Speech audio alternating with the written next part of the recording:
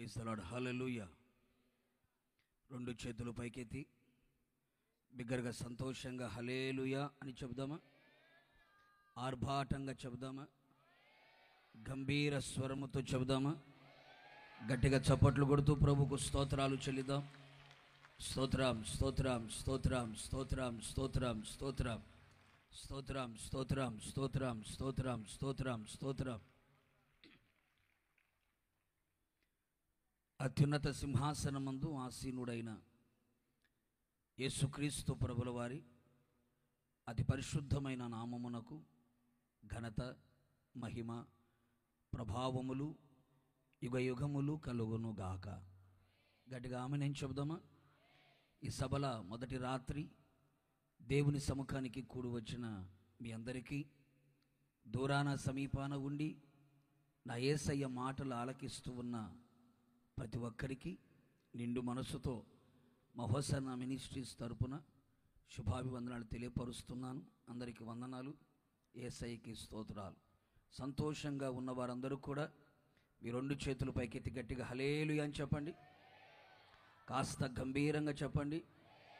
శక్తినంతా కూడగట్టి చెప్పండి. చప్పట్లు కొడుతూ చెప్పండి. స్తోత్రం స్తోత్రం స్తోత్రం స్తోత్రం స్తోత్రం స్తోత్రం స్తోత్రం. కృపగల దేవుడు ఈ పరిచర్యను ఎంతగానో ప్రభు ప్రేమించి ఈ 3 రాత్రుల సభలు ఏర్పాటు చేయడానికి ప్రభు ఎంతగానో సహాయం చేశాడు. ఈ మొదటి రాత్రి మీరంతా కూడా దేవుని సముఖానికి సమయానికే మీరంతా వచ్చి ఉన్నారు. ఇంతవరకు ప్రభు సన్నిధిలో పాటలు పాడి వాయిద్యాలు వాయించి మన యేసయ్య నామాన్ని ఘనపరిచి ఉన్నాం, గొప్ప చేసి ఉన్నాం. అలాగే ఈ మొదటి రాత్రి సభలో మీతో కూడా కలిసి ప్రభుని స్తుతించడానికి, ప్రభుని ఆరాధించడానికి, ప్రభు నాకు ఇచ్చిన మాటలు మీతో పంచుకోవడానికి అవకాశం ఇచ్చిన దేవదేవునికి నిండు మనసుతో నా కృతజ్ఞతాస్తుతులు ప్రభుకు తెలియపరుస్తూ ఉన్నాను. అలాగే ప్రేమతో ఆహ్వానాన్ని తెలియపరిచినటువంటి స్థానిక సంఘ కాపరిగా ఉన్న ఆసాపు గారికి, అలాగే జానయ్య గారికి కూడా నిండు మనసుతో నా వందనాలు తెలియపరుస్తూ ఉన్నాను. గట్టిగా చప్పలు కొడుతూ ప్రభుని గనపరుద్దాం. గట్టిగాను. కొద్దిసేపు దేవుని యొక్క వాక్యాన్ని వినయ భయభక్తులతో, శ్రద్ధాభక్తులతో, తెరవబడిన హృదయముతో, ఏక మనస్సుతో దేవుని మాటలు మనం ఆలకిద్దాం. చదివేటప్పుడు బైబిల్ తెరచి బైబిల్ చూస్తూ చదవండి. చెప్పేటప్పుడు నా వైపు చూస్తూ మీరు వాక్యం వినండి. సెల్ ఫోన్ తీయడం, సెల్ ఫోన్ చూడడం అనేవి చెయ్యొద్దు. ఇది దేవుని సన్నిధి కనుక దేవుని సన్నిధిలో భయభక్తులు కలిగి ఉండడం చాలా చాలా అవసరం. దేవుని ఆశీర్వాదాలు సంపూర్ణంగా మనం అనుభవించాలి అంటే దేవుని భయం మన హృదయములో ఖచ్చితంగా కనబడాలి. దేవుడు దర్శించే కాలమునను గుర్తెరగకపోతే దేవుని ఆశీర్వాదాలు పొందకుండా పోతావు. అందుకని ఏక మనస్సుతో, తెరవబడిన హృదయముతో, ఆత్మ కలిగిన చెవులతో దేవుని మాటలు ఆలకించుదుము గాక. గట్టిగా హల్లెలూయా. మనందరికీ బావుగా పరిచయమైన వచ్చిన వాక్య భాగాన్ని ఈ పూట మనం ధ్యానం చేసుకుందాం. ఇది సువార్త స్వస్థత సభలు గనుక దానికి సంబంధించినటువంటి ఒక చిన్న మాట ఈ పూట మనం ధ్యానం చేసుకుందాం. ద్వితీయోపదేశ కాండము 2వ అధ్యాయము 7వ వాక్య భాగంలో చివరి లైన్ నేను చదువుతున్నాను. బైబిల్ ఉన్న వారందరూ కూడా బైబిల్ తెరచి మీ ఒడిలో పెట్టుకొని మీరు కూడా ఆ మాట చదవడానికి ప్రయత్నం చేయండి. చాలా బాగుంటుంది. నీ దేవుడైన యెహోవా నీకు తోడై ఉన్నాడు, నీకేమీయు తక్కువ కాదు. దీని విధంగా మనం చదువుకుందాం. నా దేవుడైన యెహోవా నాకు తోడై ఉన్నాడు, నాకేమీయు తక్కువ కాదు. గట్టిగా చప్పలు కొడదాం ఒకసారి ప్రభువుకి. ప్రేమైన సహోదరి సహోదరులారా, ఇప్పుడు చదివినటువంటి ఆ వాక్య భాగములో దైవ సేవకుడైన మోషే దేవుని ఇల్లంతటిలో నమ్మకస్తుడు, భూమి మీద మిక్కిలి సాత్వికుడు, ప్రవక్త, సేవకుడు, నాయకుడు, దేవునికి స్నేహితుడుగా ఉన్న ఈ మోషే ఇశ్రాయేలు సర్వ సమాజాన్ని ఈ విధంగా ఒక చోట సమకూర్చి ఆ సమకూర్చబడినటువంటి ఇశ్రాయేలు అందరితో కూడా ఈ మాట పలికినట్లుగా మనము చూడగలుగుతూ ఉన్నాం. ఏమిటా మాట అంటే, నీ దేవుడైన యెహోవా నీకు తోడై ఉన్నాడు గనుక నీకేమీ తక్కువ కాదు అనే మాట చాలా చక్కగా మాట్లాడినట్టుగా మనము చూడగలుగుతున్నాం. నిజమే, ఇశ్రాయేలు ప్రజలందరూ కూడా 430 సంవత్సరాలు ఐగుప్తు అనే బానిసత్వంలో బ్రతుకుతూ ఉన్నారు. ఐగుప్తు అనే ఇనుప కొలిమిల పెట్టబడి కాల్చబడుతూ ఉన్నారు. ఐగుప్తు పాడి పలుపుల కింద మెడ వంచబడిన వారై, నడుము వంగిపోయిన వారై, దుర్వస్థలో హీనమైన స్థితిలో వారిని పనులలో కష్టపెట్టుచు ఉండగా మరింత బాధపడుతూ నిట్టూర్పులు విడుస్తూ వారి జీవితం అంతా కూడా బాధాకరంగా సాగిపోతూ ఉంది. కారణం ఏమిటయ్యా అంటే, అబ్రహాం గారు చేసిన ఓ చిన్న పొరపాటును బట్టి ఇశ్రాయేలు ప్రజల మీద ఆ వెట్టి చాకిరి ఆరంభించినట్లుగా మనము చూడగలుగుతూ ఉన్నాం. ఇశ్రాయేలు ప్రజలందరూ కూడా 430 సంవత్సరాల పాటుగా కష్టపడుతున్న కష్టార్జితాన్ని అనుభవించలేక, కట్టుకున్న ఇళ్లలో కాపురము చేయలేక, త్రవ్విన బావులలో నీరు త్రాగలేక, నాటిన వృక్ష ఫలములని తినలేక ఇశ్రాయేలు ప్రజలందరూ కూడా ఐగుప్తులో ఉన్నారు. ఆ సమయంలో వాళ్ళందరూ కూడా దేవుని సన్నిధిలో మొరపెట్టారు, ప్రార్థించారు, కన్నీళ్లు విడిచారు, నిట్టూర్పులతో దేవుని సన్నిధిలో కనపడ్డారు. వారి శాప విముక్తి కలిగిన దినమున దేవుడు వారిని జ్ఞాపకం చేసుకున్నాడు.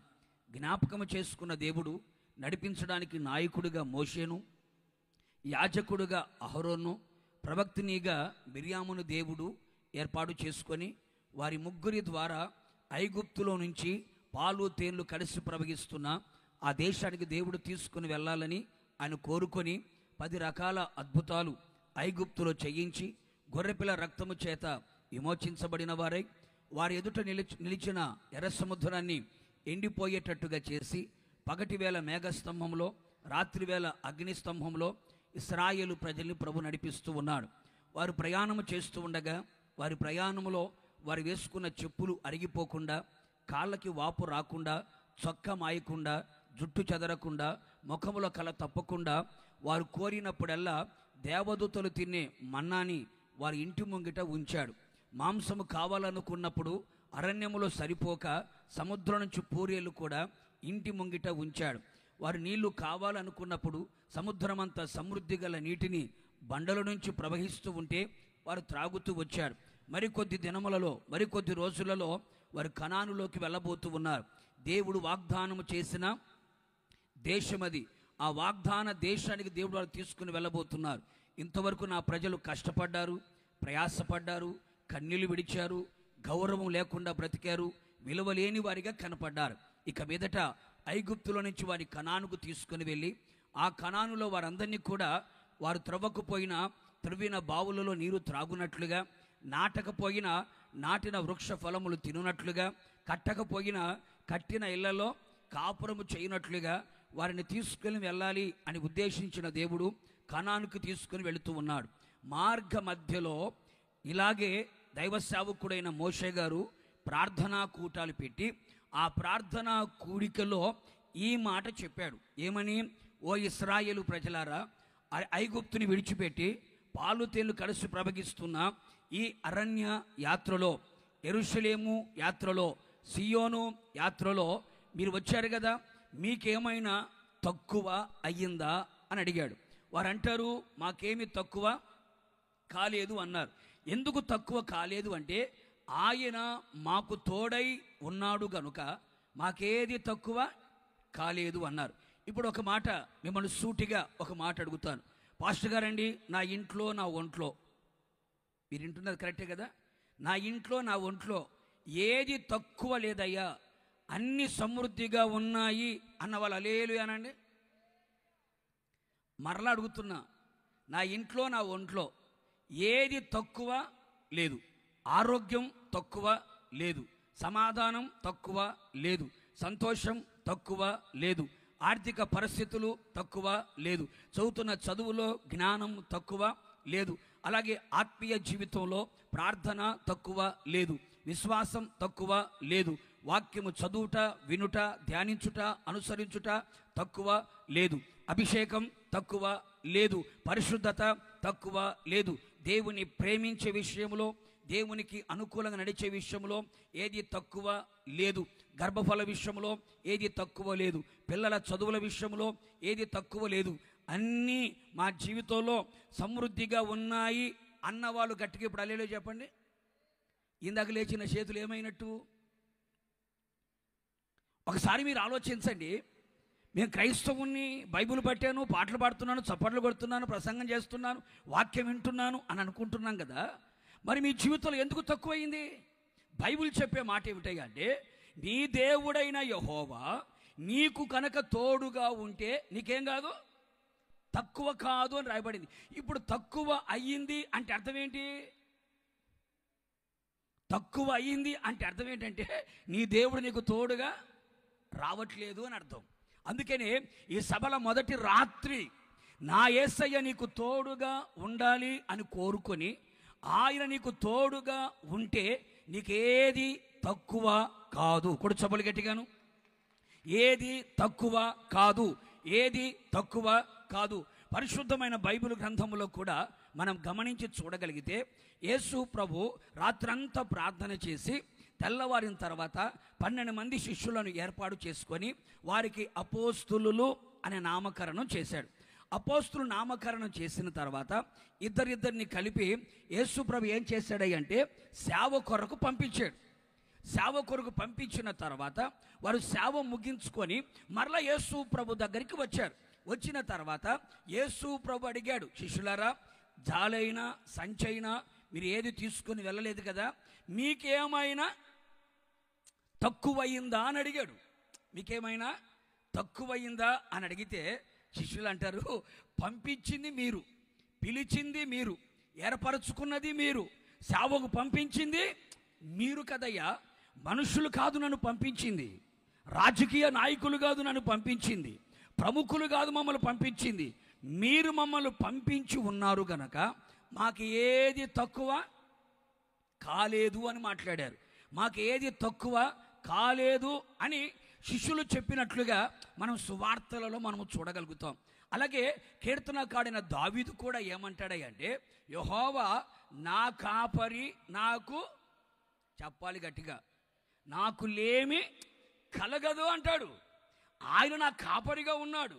నా కుటుంబానికి ఆయనే కాపరి, నా పిల్లలకి ఆయనే కాపరి, నాకు ఆయనే కాపరి, సంఘానికి ఆయనే కాపరి. ఆయన కాపరిగా ఉన్నాడు గనక ఏ విషయములో కూడా ఏది తక్కువగా లేదు, లేమి కలగలేదు. కొరత, కొదువ, తక్కువ, లేమి అనే మాట ఇంట వంట కనబట్టలేదు. అంటే సమృద్ధిగా ఉంది అని దావీదు మాట్లాడతాడు. ఇంకొక కీర్తనలో కూడా దావీదు ఏమంటాడంటే, ఆయన్ను ఆశ్రయించు వారికి ఏ మేలు కొదువై ఉండదు, ఏ మేలు కొదువై ఉండదు అని మాట్లాడతాడు. ప్రేమైన సహోదరి సహోదరులారా, ఒక వ్యక్తికి, ఒక సేవకుడికి యేసయ్య తోడుగా ఉంటే, ఒక వ్యక్తిని యేసయ్య పంపించగలిగితే, ఒక వ్యక్తికి యేసయ్య కాపరిగా ఉంటే, ఒక వ్యక్తి యేసయ్యను ఆశ్రయించగలిగితే, ఆ వ్యక్తికి ఏ విషయములలో కూడా తక్కువ అనే మాట, కొదువ అనే మాట, కొరత అనే మాట, తక్కువ అనే మాట వినబడనివ్వకుండా, కనబడనివ్వకుండా సకల సమృద్ధిని ఆయన దయచేయగలిగిన దేవుడు. కొడు చబలు గట్టిగాను, గట్టిగా ఈ శుభరాత్రి నేను కోరుకుంటున్నాను, దేవుని సేవకునిగా, రాయబారిగా, క్రీస్తు ప్రతినిధిగా నేను కోరుకుంటున్నాను. ఈ శుభరాత్రి, ఈ మొదటి రాత్రి నా యేసయ్య సన్నిధిలో అడుగుపెట్టిన మీ అందరి జీవితాల్లో ఇక మీదట ఏది తక్కువ కాకుండానట్లుగా నా దేవుడు మీకు తోడుగా ఉండునుగాక. నా దేవుడు మీకు తోడుగా ఉండునుగాక. మీ కుటుంబానికి తోడుగా వచ్చునుగాక. మీ పిల్లలకి తోడుగా వచ్చునుగాక. మీ కలిగిన సమస్తానికి నా దేవుడు తోడుగా వచ్చునుగాక, తోడుగా వచ్చునుగాక. ప్రేమైన సహోదరి సహోదరులారా, ఈ శుభరాత్రి నీకు ఏది తక్కువ కాకుండా, అంటే ఆత్మీయంగా, శారీరకంగా, ఆధ్యాత్మికంగా అన్ని విధాలుగా ఏది తక్కువ కాకుండా సమస్తము సమృద్ధిగా నీ జీవితంలో కనబడాలి అని కోరుకుంటే ఆయన మనకి ఎలా ఉండాలి? తోడుగా ఉండాలి. యేసయ్య ఎవరికి తోడుగా ఉంటాడో, ఎవరికి యేసయ్య తోడుగా ఉంటాడో వారందరి జీవితంలో ఏది తక్కువ కాదు. నువ్వు అనుకోవచ్చు, నేను క్రైస్తవుని కదా, యేసయ్య నాకు తోడుగా ఉంటాడేమో, నేను బైబిల్ పట్టాను కదా, పాట పాడుతున్నాను కదా, వాయిద్యం వాయిస్తున్నాను కదా, ప్రసంగం చేస్తున్నాను కదా, పరిచర్య చేస్తున్నాను కదా, కానుక ఇస్తున్నాను కదా, నా దేవుడు నాకు తోడుగా ఉంటాడేమో అని భ్రమలో భక్తి మాత్రం మనము చేయకూడదు. యేసయ్య మనకు తోడుగా ఉండాలి అంటే యేసయ్య మెచ్చిన గుణాలు మనలో కనబడాలి. యేసయ్య మనకు తోడుగా ఉంటేనే ఏది మనకు తక్కువ కాదు, ఏది తక్కువ కొదువ కాదు. ఆ కొదువ రాకుండా ఉండాలి అంటే యేసయ్య మనకు తోడుగా రావాలి. మరి యేసయ్య తోడుగా రావాలి అంటే మనం ఎలా ఉండాలి, ఎలా జీవించాలి అనేది పరిశుద్ధమైన బైబిల్ గ్రంథంలో ఒక 3 సంగతులు ముచ్చటంగా చెప్పి నేను ముగించేస్తాను. ఈ 3 మాటలు గనక నీ ఆత్మకి, నీ ప్రాణానికి, నీ శరీరానికి గనక సరిపోల్చుకోగలిగితే ఖచ్చితంగా నీ జీవిత కాలమంతా యేసయ్య తోడుగా ఉంటాడు. తోడుగా ఉన్న దేవుడు ఏది తక్కువ కాకుండా చేయునుగాక. 3 సంగతులు క్లుప్తంగా చెప్పి నేను ముగిస్తాను. మొదటి మాట చూడండి, రాజుల 2వ గ్రంథం. బైబిల్ ఉన్న వారందరూ కూడా బైబిల్ తెరచి రాజుల 2వ గ్రంథం 18వ అధ్యాయం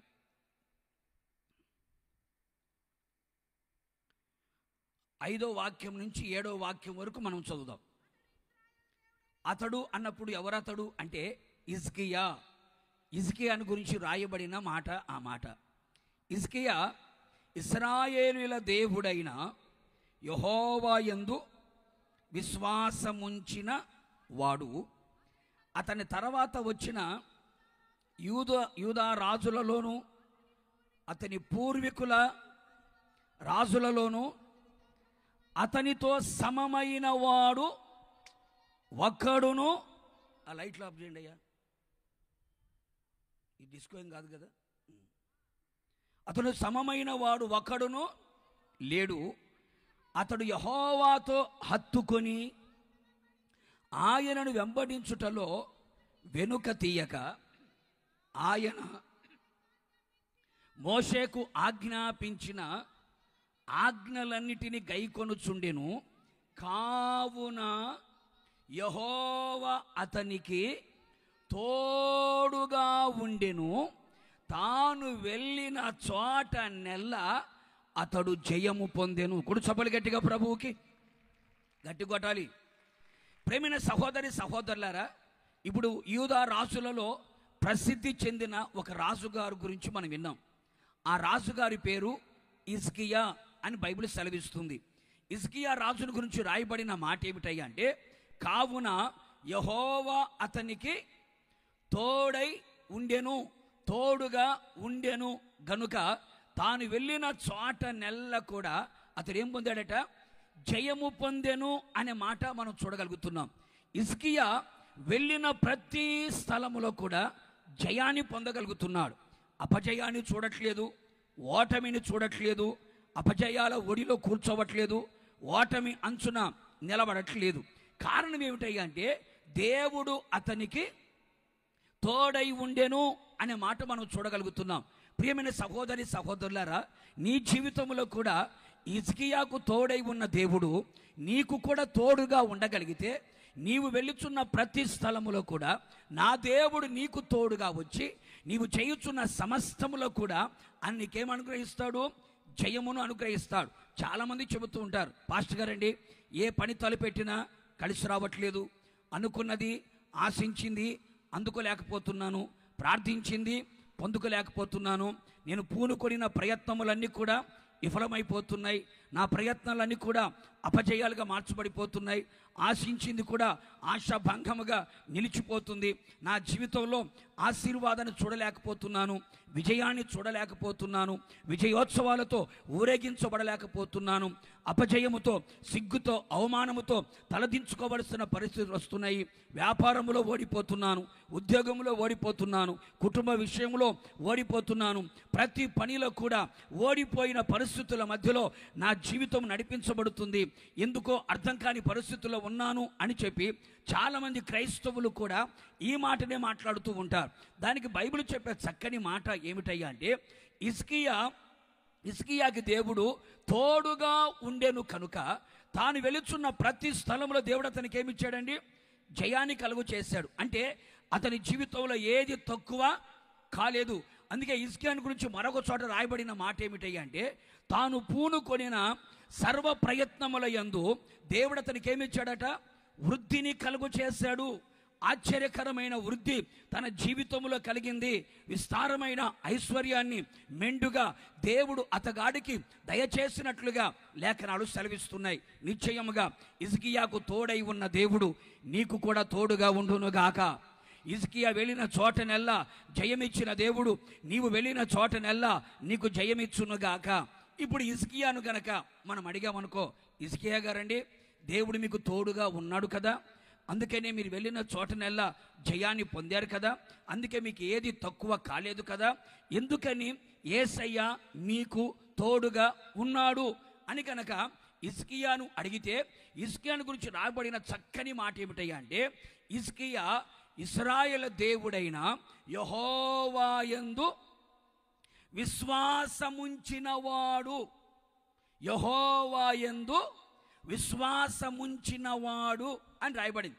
అంత మాత్రమే కాకుండా అతని పూర్వీకులు ఉన్న యూదా రాజులలో కానీ అతని తర్వాత వచ్చిన యూదా రాజులలో కానీ అతనితో విశ్వాస విషయములో సమమైన వాడు ఒకడును లేడు అని రాయబడింది. అంత మాత్రమే కాకుండా అతడు యెహోవాని హత్తుకున్నాడు, వెంబడించుటలో వెనుక తీయలేదు, మోషే ఆజ్ఞాపించిన ఆజ్ఞలన్నిటినీ కూడా గైకొన్నాడు. ఇంత విశ్వాసం ఉంచిన తర్వాత, హత్తుకొని వెంబడించిన తర్వాత, వెనుకకు తీయని తర్వాత, ఆజ్ఞలన్నీ గైకొనుట ద్వారా దేవుడు అతనికి తోడుగా వచ్చాడు. తోడుగా ఉన్నాడు కనుక వెళ్ళిన చోటనల్లా జయాన్ని పొందగలిగాడు. ఏది తన జీవితంలో తక్కువ కాకుండా యేసయ్య చేశాడు. మరి ఈ శుభరాత్రి నా జీవితంలో కూడా ఏది తక్కువ కాకూడదు, కొరత కొదువ తక్కువ లేమి అనే మాట ఉండకూడదు.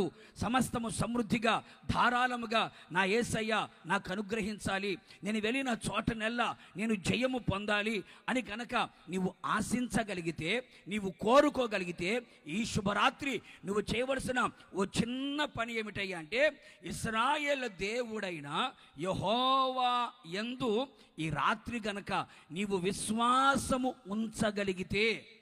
ఎవరి మీద విశ్వాసం అండి? చెప్పాలి గట్టిగా. డాక్టర్ల మీద విశ్వాసం కాదు, రాజకీయ నాయకుల మీద విశ్వాసం కాదు, సేవకుల మీద విశ్వాసం కాదు, భక్తుల మీద విశ్వాసం కాదు. ఎవరి మీద విశ్వాసం ఉండాలా? కొబ్బరిన సీసాల మీద కాదు, ఖర్చీపుల మీద కాదు, లేకపోతే కోటిసులైతే కోటు మీద కాదు. దేని మీద? వినపట్లేదు. ఎవరి మీద? యేసు క్రీస్తు మీద విశ్వాసం ఉంచాలి. ఈరోజు చాలామంది యేసయ్య మీద విశ్వాసం ఉంచట్లేదు, యేసయ్య మీద విశ్వాసము కలిగి జీవించట్లేదు. భక్తుల మీదకి విశ్వాసం వెళ్ళిపోతుంది, మనుషుల మీదకి విశ్వాసం వెళ్ళిపోతుంది. ఏ సేవకుడైతే అద్భుత వరాలు కలిగి ఉన్నాడో, స్వస్థత వరాలు కలిగి ఉన్నాడో, ప్రవచన వరం కలిగి ఉన్నాడో వాళ్ళ మీదకి పోతుంది. కానీ విశ్వాసానికి కర్త, దాన్ని కొనసాగించువాడైనా యేసయ్య వైపు చూడట్లేదు. హిజ్కియా రాజు గారు, దేవుడు మీకు తోడుగా ఉన్నాడు కదా, వెళ్ళిన చోటనెల్లా మీకు జయము కలుగుతుంది కదా. మీ జయానికి గల కారణం ఏంటి? దేవుడు తోడుగా ఉండడానికి గల కారణం ఏంటంటే, హిజ్కియా చెబుతున్నాడు, నా పరిపూర్ణమైన విశ్వాసము యేసయ్య మీదనే నేను ఉంచాను. నా విశ్వాసానికి సేనాధిపతి ఆయనే, నా విశ్వాసానికి సంపూర్ణుడైన దేవుడు ఆయనే. అందుకని నేను నా యేసయ్య మీద విశ్వాసము ఉంచాను, విశ్వాసము కలిగి ఉన్నాను. నేను ప్రార్థన చేసిన ఆయన మీద విశ్వాసము కలిగి ఉన్నాను. ఆయన వైపు చేతులు చాపి, ఆయన తట్టు నా కన్నులెత్తి, ఆయన తట్టు నా హృదయాన్ని ఎత్తి, ఆయన అడుగు జాడల్లో నా అడుగులు వేసుకుంటూ యేసయ్య మీదనే ఆధారపడ్డాను, యేసయ్య మీదనే ఆనుకున్నాను, యేసయ్య వైపే నేను చూస్తూ ఉన్నాను. కారణం ఏమిటయ్యా అంటే, ఆయన సర్వశక్తి గల దేవుడు సర్వము చేయగలిగిన గొప్పవాడు. తన నోటి మాట ద్వారా సృష్టిని కలుగు చేసిన దేవుడు ఆయన. అందుకని ఆయన శక్తి కలిగిన దేవుడు గనక ఆయన మీద నేను విశ్వాసం ఉంచాను. ప్రేమైన సహోదరి సహోదరులారా, నేను విశ్వాసిని అని చెప్పుకుంటున్నా నీవు నీ దేవుని మీద ఎంత విశ్వాసం కలిగి ఉన్నావు? నీ విశ్వాసం మనుషుల జ్ఞానాన్ని ఆధారము చేసుకొని ఉందా? నీ విశ్వాసం మనుషుల యొక్క శక్తిని ఆధారము చేసుకొని ఉందా? నీ విశ్వాసం దేవుని శక్తిని ఆధారము చేసుకొని ఉన్నదా? ఎవరి మీద నీ విశ్వాసం? ఎవరి మీద నీ నమ్మకం? ఎవరి మీద ఆధారపడుతున్నావు? ఎవరి యందు విశ్వాసము కలిగి జీవించగలుగుతున్నావు? దేవుడు నీకు తోడుగా ఎందుకు రావట్లేదో తెలుసా? ఎందుకు నీకు జయము కలగట్లేదో తెలుసా? ఎందుకు అపజయాల పాలవుతున్నావో తెలుసా? సిగ్గుతో అవమానంతో తలదించుకునే పరిస్థితులు నీకు, నీ కుటుంబానికి, నీ పిల్లలకి ఎందుకు ఎదురవుతున్నాయో తెలుసా? యేసయ్య మీద విశ్వాసం ఉంచడం లేదు. యేసయ్య మీద విశ్వాసం లేదు, మనుషుల మీద విశ్వాసం ఉంచుతూ ఉన్నాం. డబ్బు మీద విశ్వాసం ఉంచుతున్నాం. ధనబలం, ఖండబలం, భుజబలం, కులబలం, అధికార బలము కలిగిన వారి మీద విశ్వాసం ఉంచగలుగుతున్నావు. యేసయ్య మీద విశ్వాసం ఉంచగలుగుతున్నావా? నీ విశ్వాసం యేసయ్య మీద ఉందా? ఎవరి మీద ఉంది? హిజ్కియాను గురించి బైబిల్ చెబుతున్నమాట.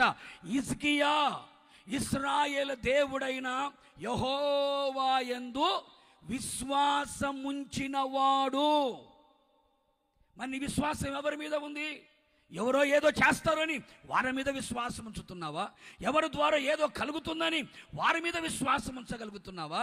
నా యేసయ్య నాకున్నాడు, ఆయన సర్వశక్తి గల దేవుడు, ఆయనకు అసాధ్యమైన కార్యము ఏది లేదు. సమస్తమును సాధ్యము చేయగలిగిన సర్వశక్తి గల దేవుడు కనుక నా విశ్వాసం నా యేసయ్య మీదనే అని చెప్పగలవా నువ్వు? ఓ చిన్న రోగమే వచ్చినా, ఓ చిన్న సమస్య వచ్చినా, ఓ చిన్న శోధనే వచ్చినా, కుటుంబంలో పరిస్థితులను తారుమారుగా మార్చబడిపోయినా, ఎలాంటి కార్యాలు నీ జీవితంలో ఎదురైనా విశ్వాసముతో ప్రార్థన చేయగలుగుతున్నావా? విశ్వాసముతో చూడగలుగుతున్నావా? విశ్వాసముతో నడవగలుగుతున్నావా? విశ్వాసముతో మాట్లాడగలుగుతున్నావా? అవిశ్వాసులుగా మార్చబడిపోయి, అల్ప విశ్వాసులుగా మార్చబడిపోయి, విశ్వాసములో బలహీనులుగా మార్చబడిపోయి, విశ్వాస భ్రష్టులుగా మార్చబడి విశ్వాసం నుంచి తొలగిపోయారు. దేవుడు నాకు తోడుగా ఉన్నాడులే అని భ్రమలో ఉంటున్నావేమో, జాగ్రత్త. ఆయన యందు నీకు విశ్వాసము లేకపోతే, ఆయన మీద విశ్వాసము కలిగిన జీవితం నీవు జీవించకపోతే ఆయన నీతో కూడా రాలేడు. నీతో కూడా రావాలి అంటే ఆయన నీలో ఏమి చూడాలి? విశ్వాసాన్ని చూడాలి. విశ్వాసాన్ని చూడాలి. అందుకే మీరు చూడండి, కొత్త నిబంధన కాలంలో యేసు ప్రభు దగ్గరికి చాలామంది ప్రజలు వచ్చారు కదా. వచ్చినప్పుడల్లా కొన్ని చోట్లలో యేసయ్య మాట్లాడే మాటలు విచిత్రంగా కనబడతాయి. పాపాత్మురాలు యేసు ప్రభు దగ్గరికి వచ్చింది, కన్నీళ్లతో యేసయ్య పాదాలని తడిపేసింది. తడిసిన పాదాలని మానక ముద్దు పెట్టుకుంటుంది. తన శిరోజాలతో తుడిచి మానక ముద్దు పెట్టుకుంటుంది. యేసయ్య ఆమె వైపు చూచి ఆమె ఒక్క మాట కూడా మాట్లాడకపోయినా యేసయ్య ఆమెను చూచి అంటాడు, అమ్మా నీ విశ్వాసము నిన్ను రక్షించెను అంటాడు. ఆమెలో దేవుడు ఏం చూశాడు? తన పాపానికి రక్షణ కలిగే విశ్వాసం ఆమెలో కనబడింది. అందుకే బైబిల్ ఏమంటుంది? యేసు ప్రభువని నోటితో ఒప్పుకొని ఆయన మరణించి తిరిగి లేచాడని నీవు హృదయములో విశ్వసించగలిగితే నీవు రక్షింపబడదు అని లేఖనం చెప్తుంది కదా. యేసు ప్రభు ఆమెను చూచాడు. ఆమె పాపాత్మురాలు, అందరి చేత దూషించబడి, ద్వేషించబడి, వెలివేయబడి, తృణీకరించబడిన సహోదరి. అయితే యేసు ప్రభు దగ్గరికి వచ్చి ఆయన పాదాల మీద పడిపోయి తన పాపమంతటిని కూడా చెప్పుకోవడానికి ఆయన నోరు తెరవక కన్నీళ్లతోనే యేసయ్యతో మాట్లాడడం ప్రారంభించింది. ఆ కన్నీటిని చూచిన దేవుడు ఆమెతో చెబుతున్న మాట, నీవు నా యందు విశ్వాసం ఉంచావమ్మా, అందుకని నీ విశ్వాసం నిన్ను ఏం చేసింది? రక్షించింది అని మాట్లాడాడు. 12 సంవత్సరాలు రోగముతో బాధపడుతున్న సహోదరి యేసు ప్రభు దగ్గరికి వెళ్ళి యేసయ్య వస్త్రపు చెంగును పట్టుకుంటే ఆ వస్త్రపు చెంగు ద్వారా యేసయ్యలో ఉన్న ప్రభావం ఆమెలోనికి వెళ్ళి 12 సంవత్సరాల రోగం ఆ క్షణములోనే బాగుపడితే యేసు ప్రభు ఆమెను చూచి ఏమంటారు తెలుసా?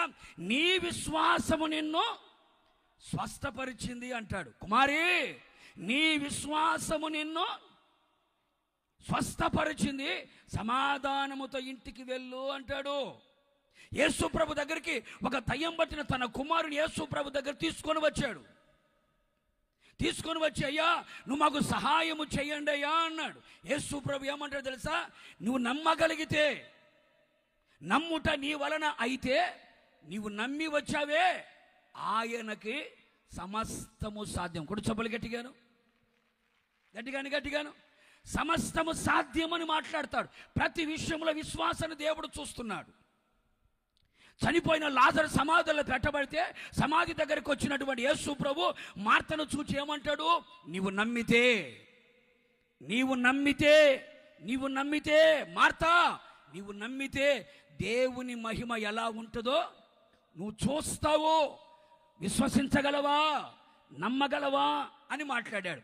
శతాధిపతి తన పనివాడికి బాగలేకపోతే యేసు ప్రభు దగ్గరకు వచ్చి, నీ మాటను పంపించయ్య చాలు, మా పనివాడు బాగుపడిపోతాడని శతాధిపతి అడిగితే యేసు ప్రభు అంటాడు, ఇశ్రాయేల్లో కూడా ఇంత విశ్వాసాన్ని నేను చూడలేదే. నేను చెప్పిన ప్రతి మాట చూడండి. ఒక వ్యక్తి రక్షణ పొందాలి అంటే విశ్వాసము కావాలి. ఒక వ్యక్తి స్వస్థత పొందాలి అంటే విశ్వాసము కావాలి. ఒక వ్యక్తి జీవితంలో అసాధ్యమైన కార్యాలు సాధ్యము చేయబడాలంటే విశ్వాసము కావాలి. దేవుని మహిమను చూడాలి అంటే విశ్వాసము కావాలి. అలాగే రోగముతో ఉన్న వ్యక్తి బాగుపడాలి అంటే, దయ్యములతో పీడించబడుతున్న వ్యక్తి బాగుపడాలంటే విశ్వాసము కావాలి. విశ్వాసము లేకుండా ఏది నీ జీవితంలో జరగదు. ఈ రాత్రి దేవుని మీద ఎంత విశ్వాసం ఉంచగలుగుతున్నావు? డాక్టర్ల మీద ఉన్న నమ్మకం యేసు ప్రభు మీద లేదే. రాజకీయ నాయకుల మీద ఉన్న నమ్మకం యేసు ప్రభు మీద లేదే. భక్తుల మీద ఉన్న నమ్మకం యేసు ప్రభు మీద ఈ రోజు నీకు కనబడట్లేదే. నీ విశ్వాసాన్ని ఎవరు దొంగిలించారు? నీ విశ్వాసాన్ని ఎవరు తస్కరించారు? నీ విశ్వాసం ఎక్కడ పడిపోయింది? ఈ శుభరాత్రి మరలా ప్రభు హెచ్చరిస్తున్నాడు. నేను నీకు తోడై ఉండి నీకు ఏది తక్కువ కాకుండా ఉండాలి అంటే నేను నీకు తోడుగా రావాలి అంటే నీలో నేను విశ్వాసాన్ని చూడాలి. కొడు చప్పలు గట్టిగాను. యేసయ్య మనలో చూడాలనుకున్నది నీ వేసుకున్న బంగారం ఎంత అని చూడ్డా ఆయన, నువ్వు కట్టుకున్న బట్టల విలువ ఎంత చూడ్డా ఆయన, నీ కులం ఏంటి, నీ చదువేంటి, లేకపోతే నీకు స్థలం ఉందా, పొలాలు ఉన్నాయా, డాబాలు ఉన్నాయా, కార్లు ఉన్నాయా, బంగ్లాలు ఉన్నాయా అని చూడు. యేసయ్య నీలో నాలో మనలో చూచేది ఏమిటయ్యా అంటే నీ దగ్గర విశ్వాసము ఎంత ఉంది అని. అపోస్తలుడైన పౌలు గారు కూడా లుస్త్రా అనే ప్రాంతానికి వెళ్ళాడు. ఆ ప్రాంతంలో వాక్యం చెబుతున్నాడు. ఎదురుగా పుట్టుకతో కుంటివాడు ఒకడు వాక్యం వింటున్నాడు. పౌలు గారికి వెళ్ళే చూస్తున్నాడు, పౌలు గారి వైపే చూస్తున్నాడు. వెంటనే పౌలు గారు ప్రసంగం ఆపి అతని వైపు చూచి ఏమంటారు తెలుసా? అతడు స్వస్థత పొందడానికి అతని దగ్గర ఏముందంట? విశ్వాసం ఉంది అని పాస్టర్ గారు తెలుసుకొని వెంటనే లేచి నడువు అని మాట్లాడితే వాడు దిగ్గున లేచి నడుచుచూ వచ్చాను. కూడా చప్పలు గట్టిగాను. ఈరోజు చాలామంది ప్రార్థనా మందిరానికే వస్తున్నారు, బైబులే చదువుతున్నారు, పాటలే పాడుతున్నారు, ఆరాధన చేస్తున్నారు, కానీ యేసయ్య మీద నమ్మకము లేని బతుకుతున్నారు. యేసయ్య మీద విశ్వాసము లేని జీవితం జీవిస్తున్నారు. ప్రేమైన సహోదరులారా, ఈ శుభరాత్రి నీ జీవితంలో దేవుడు గొప్ప కార్యాలు చేయాలని కోరుకుంటున్నాడు. ఎందుకంటే నీలో ఎంత విశ్వాసం ఉంటుందో నీ విశ్వాసము ద్వారా నా దేవుడు అద్భుతాలు చేయగలిగిన వాడు. కూడా చప్పలు గట్టిగాను. అద్భుతాలు చేయగలిగిన వాడు. ఎబ్రీయులకు రాసిన పత్రిక 11వ అధ్యాయం మీరు ఇంటికెళ్ళి చదవండి. ఎబ్రీయులకు రాసిన పత్రిక 11వ అధ్యాయము చదివితే ఆ అధ్యాయములో విశ్వాస వీరులు కనబడతారు. బైబిల్ చెబుతున్న మాట, ఎర్ర సముద్రమా ఎందుకు ఎండిపోయావు? వారి విశ్వాసాన్ని బట్టే. ఎరుకో గోడలు ఎందుకు మీరు కూలిపోయారు? వారి విశ్వాసాన్ని బట్టే. యోర్దాను ఏకరాశిగా ఎందుకు నిలబడ్డావు? వారి విశ్వాసాన్ని బట్టే. అగ్ని బాణాలు చల్లార్చబడ్డాయి, వారి విశ్వాసాన్ని బట్టే. అలాగే సింహపు నోళ్ళు మూయబడ్డాయి, వారి విశ్వాసాన్ని బట్టే. బలహీనులు బలవంతులయ్యారు, విశ్వాసమును బట్టే. రాజ్యాలను జయించగలిగారు, విశ్వాసమును బట్టే. వాగ్దానాలు పొందగలిగారు, విశ్వాసమును బట్టే. విశ్వాసము ద్వారా ఎన్నో కార్యాలు జరిగాయి. మరి నీ జీవితంలో ఎందుకు ఆ విశ్వాసము లేదు? గుర్తుపెట్టుకో, ఆవగింజంత విశ్వాసం నీ దగ్గర ఉంటేనే గొప్ప కార్యాలు చేస్తానన్న దేవుడు. అదే సమయంలో ఆవగింజంత అవిశ్వాసం నీ జీవితంలో ఉన్నా, ఆవగింజంత విశ్వాసం ఉంటే కొండ పక్కపో అంటే అది వెళ్ళిపోయిందట. ఆవగింజంత విశ్వాసం ఉంటేనే అద్భుతాలు జరిగాయి. అదే సమయంలో ఆవగింజంత అవిశ్వాసము నీలో ఉన్నా దేవుని కార్యాలు జరగవు. అర్థమైందండి? ఆవగింజంత అవిశ్వాసం నీ జీవితంలో ఉన్నా. అందుకే యేసుప్రభు వెళ్ళిన ప్రతి స్థలములో కూడా అద్భుతాలు చేస్తూ వచ్చాడా, కానీ ఆయన స్వగ్రామానికి వెళితే అక్కడ ఏ అద్భుతం యేసయ్య చేయలేదంట. ఎందుకు చేయలేదు ప్రభు అంటే, వారి అవిశ్వాసమును బట్టి ఏ అద్భుతం వారి జీవితాల్లో జరగలేదు. మరి నీ జీవితంలో ఏ అద్భుతం జరగాలని నువ్వు కోరుకుంటున్నావో? శరీరంలో రోగంతో కుమిలిపోతున్నావా? హాస్పిటల్ చుట్టూ తిరిగి మరణ పడుకలో పడి ఉన్నావా? నా దేవుడు నన్ను బాగు చేయాలని, నన్ను లేపాలని కోరుకుంటున్నావా? ఈ రాత్రి దేవుని యందు విశ్వాసం ఉంచు. ఆయన గాయములలో స్వస్థత ఉందని విశ్వాసం ఉంచు. ఆయన పొందిన గాయములను స్వస్థత నేను పొందగలుగుతాను అని విశ్వాసం ఉంచు. ఆయన నోటి ఉమ్మిలో స్వస్థత ఉంది, ఆయన వాక్కులో స్వస్థత ఉంది, ఆయన గాయాల్లో స్వస్థత ఉంది, ఆయన వస్త్రపు చెంగులో స్వస్థత ఉంది, ఆయన ఉమ్మిలో స్వస్థత ఉంది కదా. నువ్వు విశ్వసించు. నీ విశ్వాసమును బట్టి నా దేవుని నిన్ను స్వస్థపరచునుగాక, నిన్ను బాగు చేయునుగాక. ఈ రాత్రి ప్రభు యందు విశ్వాసం ఉంచు. ఏ సమస్యల మధ్యలో ఉన్నా, ఏ శోధనల మధ్యలో ఉన్నా, ఏ ఇరుకు ఇబ్బందుల మధ్యలో ఉన్నా, ఏ కష్టాల మధ్యలో ఉన్నా, ఏ బాధల్లో ఉన్నా, ఏ అపజయాల మధ్యలో ఉన్నా, ఏ ఓటమితో ఉన్నా, ఏ సిగ్గుతో ఒకళ్ళు తలదించుకొని ఉన్నా, ఈ రాత్రి నా యేసు క్రీస్తునందు విశ్వాసం ఉంచు. ఆ విశ్వాసము ద్వారా నా దేవుని జీవితంలో గొప్ప కార్యాలు చేయగలిగిన వాడు. ఎందుకంటే నీళ్ళని ద్రాక్షరసముగా మార్చగలిగిన వాడు, మారాని మధురముగా చేయగలిగిన వాడు, అలాగే ఎరుకోను కుప్ప కూలిపోయేటట్టు చేయగలిగిన వాడు, సింహపు నోళ్ళని మొయ్యగలిగిన వాడు, అగ్ని బాణములని చల్లార్చగలిగిన వాడు, చెరసాల పునాదులని కదిలించగలిగిన వాడు, నీటి మీద నడవగలిగిన వాడు, నీటిలో రహదారిని పుట్టించగలిగిన వాడు, ఆకాశాన్ని పరిచిన వాడు, భూమికి పునాది వేసిన వాడు, ఆయన సృష్టికర్త అయిన దేవుడు, సమస్త అవయవ నిర్మాణకుడైన దేవుడు. ఆయనకు అసాధ్యమైన కార్యము ఏదీ లేదు. కొట్టు.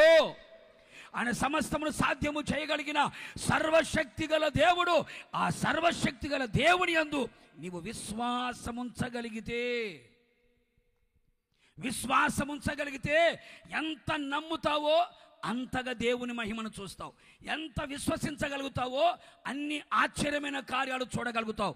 ఎక్కడ అవిశ్వాసానికి చోటివ్వకుండా, ఎక్కడ అపనమ్మకానికి చోటివ్వకుండా, ఎక్కడ నీ విశ్వాసం నుంచి తొలగిపోక, ఎక్కడ నీ విశ్వాసం నుంచి బలహీనుడు కాకుండా, విశ్వాసములో వృద్ధి పొందుతూ, విశ్వాసములో అభివృద్ధి పొందుతూ, అమూల్యమైన విశ్వాసము చేత, అతి పరిశుద్ధమైన విశ్వాసము చేత నీవు దేవుని సన్నిధిలో నిలిచి ఉండు.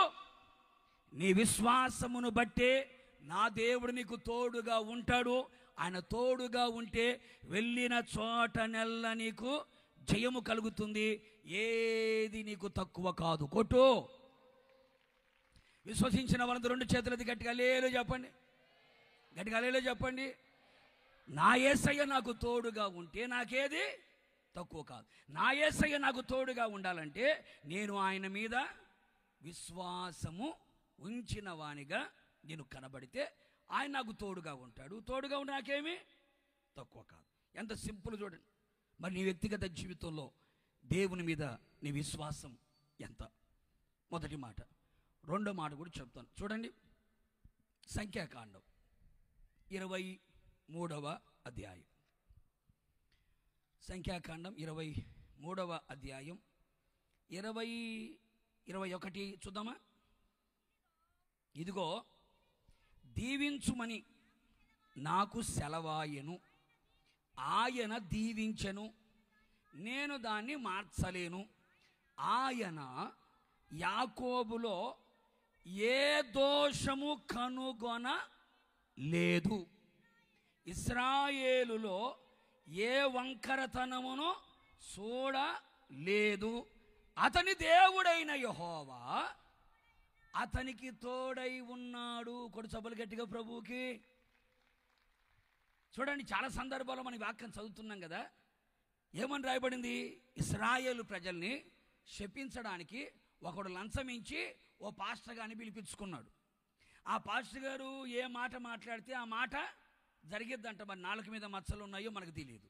ఏ మాట అంటే ఆ మాట జరిగిద్దని పాస్టర్ గారికి లంచం ఇచ్చి, ఈ పాస్టర్ గారు కూడా లంచానికి కకృతిపడి, డబ్బుకి కకృతిపడి, వస్త్రాలకి కకృతిపడి, తిండికి కకృతిపడి ఇశ్రాయేలు ప్రజల్ని శపించడానికి బయలుదేరి వెళ్ళాడు. కొండ మీద నిలబడుకున్నాడు. యేసయ్య ఎదురుగా వచ్చాడు. అతని నోట ఆయన మాటలే ఉంచాడు. ఉంచిన తర్వాత ఆ ఇశ్రాయేలు ప్రజలను చూచి ఏమంటున్నాడంటే, దీవించమని నాకు సెలవాయను, ఆయన వారిని దీవించేశాడు, నేను దాన్ని మార్చలేను అని చెప్పి ఇశ్రాయేలు ప్రజల గురించి ఏమంటాడంటే, ఆయన ఇశ్రాయేలులో యాకోబులో ఏ దోషము కనుగొనలేదు, ఇశ్రాయేలులో ఏ వంకరతనమో చూడలేదు, కనుగొనలేదు. దోషము చూడలేదు, వంకరతనము కనుగొనలేదు. చివరికి ఏమైందయ్యా అంటే, దోషము కనుగొనలేనందువలన, వంకరతనము చూడలేనందువలన దేవుడు అతనికి ఏమయ్యాడంట? ఇప్పుడు చెప్పండి గట్టిగా, దేవుడు అతనికి ఏమయ్యాడండి? యెహోవా అతనికి తోడై ఉండెను. ఇప్పుడు ఆయన మనకు తోడుగా ఉంటేనే మనకి ఏది తక్కువ కాదు. మరి ఆయన తోడుగా ఉండాలంటే రెండవదిగా మనం చేయవలసిన పని ఏమిటయ్యా అంటే, నీలో నాలో దేవుడు ఏం చూడకూడదు? దోషాన్ని చూడకూడదు, వంకరతనాన్ని కనుగొనకూడదు. దోషము ఉండకూడదు, వంకరతనం ఉండకూడదు. కొంతమంది అంటారు, వీడికి అన్ని వంకర బుద్ధులు, వంకర నడక, వంకర మాట, వంకర సూపు, అంత వంకర వ్యవహారం వీడిది, అంతా ఎంత వంకర వ్యవహారం వీడిది. చక్కగా మాట్లాడు, చక్కగా చూడడు, చక్కగా నడవడు, అంత వంకర బుద్ధి, వక్ర బుద్ధి, వంకర బుద్ధి. దోషం, పాపం, అతిక్రమం, లోపం. ఒక్క మాటలో చెప్పాలి అంటే ఇవన్నీ దోషము, పాపము, లోపము, అతిక్రమము, వంకరతనము, చెడుతనము, వీటన్నిటిని కలిపి ఏమంటారంటే పాపము అంటారు. ఏమంటారమ్మా? మిక్సీలేసి దూసిపడితే ఏమొచ్చింది? పాపం వచ్చింది. అంటే ఇప్పుడు యాకోబులో, ఇశ్రాయేలులో దేవుడు ఏమి చూడలేదు, కనుగొనలేదంటే అతనిలో పాపము చూడలేదు, పాపము దేవుడు అతనిలో కనుగొనలేదు. అంటే అతనిలో ఏం కనబడింది? అతడు పరిశుద్ధుడుగా కనబడ్డాడు, పవిత్రుడుగా కనపడ్డాడు. అతడు పరిశుద్ధుడుగా ఉన్నాడు గనకనే దేవుడు అతనికి తోడై ఉన్నాడు. కూడా చెప్పలు గట్టిగాను. ఇప్పుడు చెప్పు, యేసయ్య నీకు, నాకు, మనకి తోడుగా ఉండాలంటే, తోడుగా ఉండి మనకి ఏది తక్కువ కాకుండా చెయ్యాలి అంటే, నీలో నాలో మనలో ఏముండాలి? నోరు తెరిచి గట్టిగా చెప్పాలి. అది మొదట అయిపోయింది. ఇప్పుడు చెప్పు, సంగతి చెప్పు. ఏముండాలండి? పరిశుద్ధత ఉండాలి, పరిశుద్ధత ఉండాలి. ఏ దోషము మనలో కనుగొనకూడదు, ఏ వంకరతనము మనలో చూడకూడదు. అంటే దేవుని దృష్టికి మనం పరిశుద్ధులుగా కనబడాలి, దేవుని దృష్టికి మనము పవిత్రులుగా కనబడాలి. ఎవరైతే పరిశుద్ధులుగా ఉంటారో, ఎవరైతే పవిత్రులుగా ఉంటారో, పరిశుద్ధులకు ఆయన ఎలా ఉంటాడట? తోడుగా ఉంటాడు. మనం చేసే పనికి మాలిన పనులన్నీ చేసి నా తోడు నువ్వు ఉంటే అంటట. ఇంట్లోకి వెళ్తే సినిమాలు చూస్తుంటివి, సీరియల్ ముందు కూర్చొని గొట్టుకలు మింగుతూ ఉంటివి, ఆ కొంపకి ఈ కొంపకి స్విచ్చులు పెట్టుకుంటా తిరుగుతుంటివి, పచ్చని కాపురాల్లో నిప్పులు పోసుకుంటా తిరుగుతుంటివి. ఒక్కచోట గుట్టుగా కాళ్ళు ఉండవు, నోటి మాటలు అదుపులో ఉండవు, నోరు తెరిస్తే అబద్ధాలు మాట్లాడుతుంటివి, పనికిమాలిన మాటలు మాట్లాడుతుంటివి, కపటపు మాటలు మాట్లాడుతుంటివి, వ్యర్థమైన మాటలు మాట్లాడుతుంటివి. దురలవాట్ల మధ్యలో, దుర్వ్యసనాల మధ్యలో, అక్రమాల మధ్యలో, మోసములో, లేకపోతే వడ్డీ వ్యాపారాలు చేసుకుంటా, అలాగే లంచాలు తీసుకుంటా చేసేవన్నీ అపవిత్రమైన కార్యక్రమాలు చేసి బైబిల్ సంకర పెట్టుకొని ప్రభు నాతో కూడా ఉన్నాడు అంటే అట్ట. ప్రభు నాతో కూడా ఉన్నాడు, బైబిల్ సంకర పెట్టుకొస్తున్నాను, పాటలు కూడా పాడుతున్నాను, సపట్లు కూడా పడుతున్నాను, ప్రసంగాలు కూడా చేస్తున్నాను అంటే ప్రభు నీకు తోడుగా ఉంటాడా? ఉండడు. ఉంటాడనుకోవడం నీ భ్రమ. ఒకవేళ వాగ్దానం కూడా వచ్చిందేమో నీకు, చర్చికి వెళ్ళి లాక్కొని వచ్చుకున్నావేమో, రూపాయి వేసి లాగావేమో, నిశ్చయముగా నేను నీకు ఉండడు. ఎందుకుంటాడు? ఎవరికి తోడుగా ఉంటాడు ఆయన? నీలో వంకరతనము దేవునికి కనబడకూడదు, నీలో దోషము కనబడకూడదు, నీవు పరిశుద్ధుడిగా పవిత్రుడిగా కనబడాలి. ఎందుకో తెలుసా? నేను ప్రకటిస్తున్న యేసుక్రీస్తు ఆయన సుచరిత్ర కలిగిన దేవుడు. కామ, క్రోధ, మద, మోహ, లోభ, మత్సరము లేని ఆజన్మ బ్రహ్మచారి. చూపులలో కానీ, తలంపులలో కానీ, ఆలోచనలో కానీ, క్రియలో కానీ, నడకలో కానీ, పడకలో కానీ, ప్రవర్తనలో కానీ పాపము చెయ్యనివాడు, పాపము ఎరుగనివాడు, పాపులలో చేరనివాడు, నిర్దోషి నిష్కల్మషుడైన దేవుడు. నాలో పాపమున్నదని మీలో ఎవడైనా స్థాపించగలడాని ప్రపంచానికి సవాలు విసిరిన ఏకైక పరిశుద్ధుడు నేను ప్రకటిస్తున్న యేసుక్రీస్తు. ఆయన పరిశుద్ధుడైన దేవుడు, పవిత్రత కలిగిన దేవుడు. ఆయన జన్మ పరిశుద్ధమైనది, ఆయన జీవితం పరిశుద్ధమైనది, ఆయన మరణ పునరుత్థానం పరిశుద్ధమైనది, పవిత్రమైనది. చేతులెత్తి దండం పెట్టుకోవడానికి యోగ్యుడు, సరిపోయిన దేవుడు, పూజించడానికి సరిపోయిన వాడు, సాగిలపడి నమస్కారము చేయడానికి సరిపోయిన దేవుడు నేను ప్రకటిస్తున్న యేసుక్రీస్తు. కారణం ఆయన పరిశుద్ధత కలిగిన దేవుడు. కొడుచబలి గట్టిగాను. భూతద్దం పెట్టి భూతలమంతా వెదకండి, చరిత్రలు విప్పి పరిచి చదివి చూడండి. పరిశుద్ధత లేనివాడు ఎవడైనా కనబడుతాడా అని మీరు వెతికితే ఒకే ఒక్కడు కనబడతాడు. ఆ ఒక్కడు నేను ప్రకటిస్తున్న యేసుక్రీస్తు. ఆయన పరిశుద్ధుడైన దేవుడు.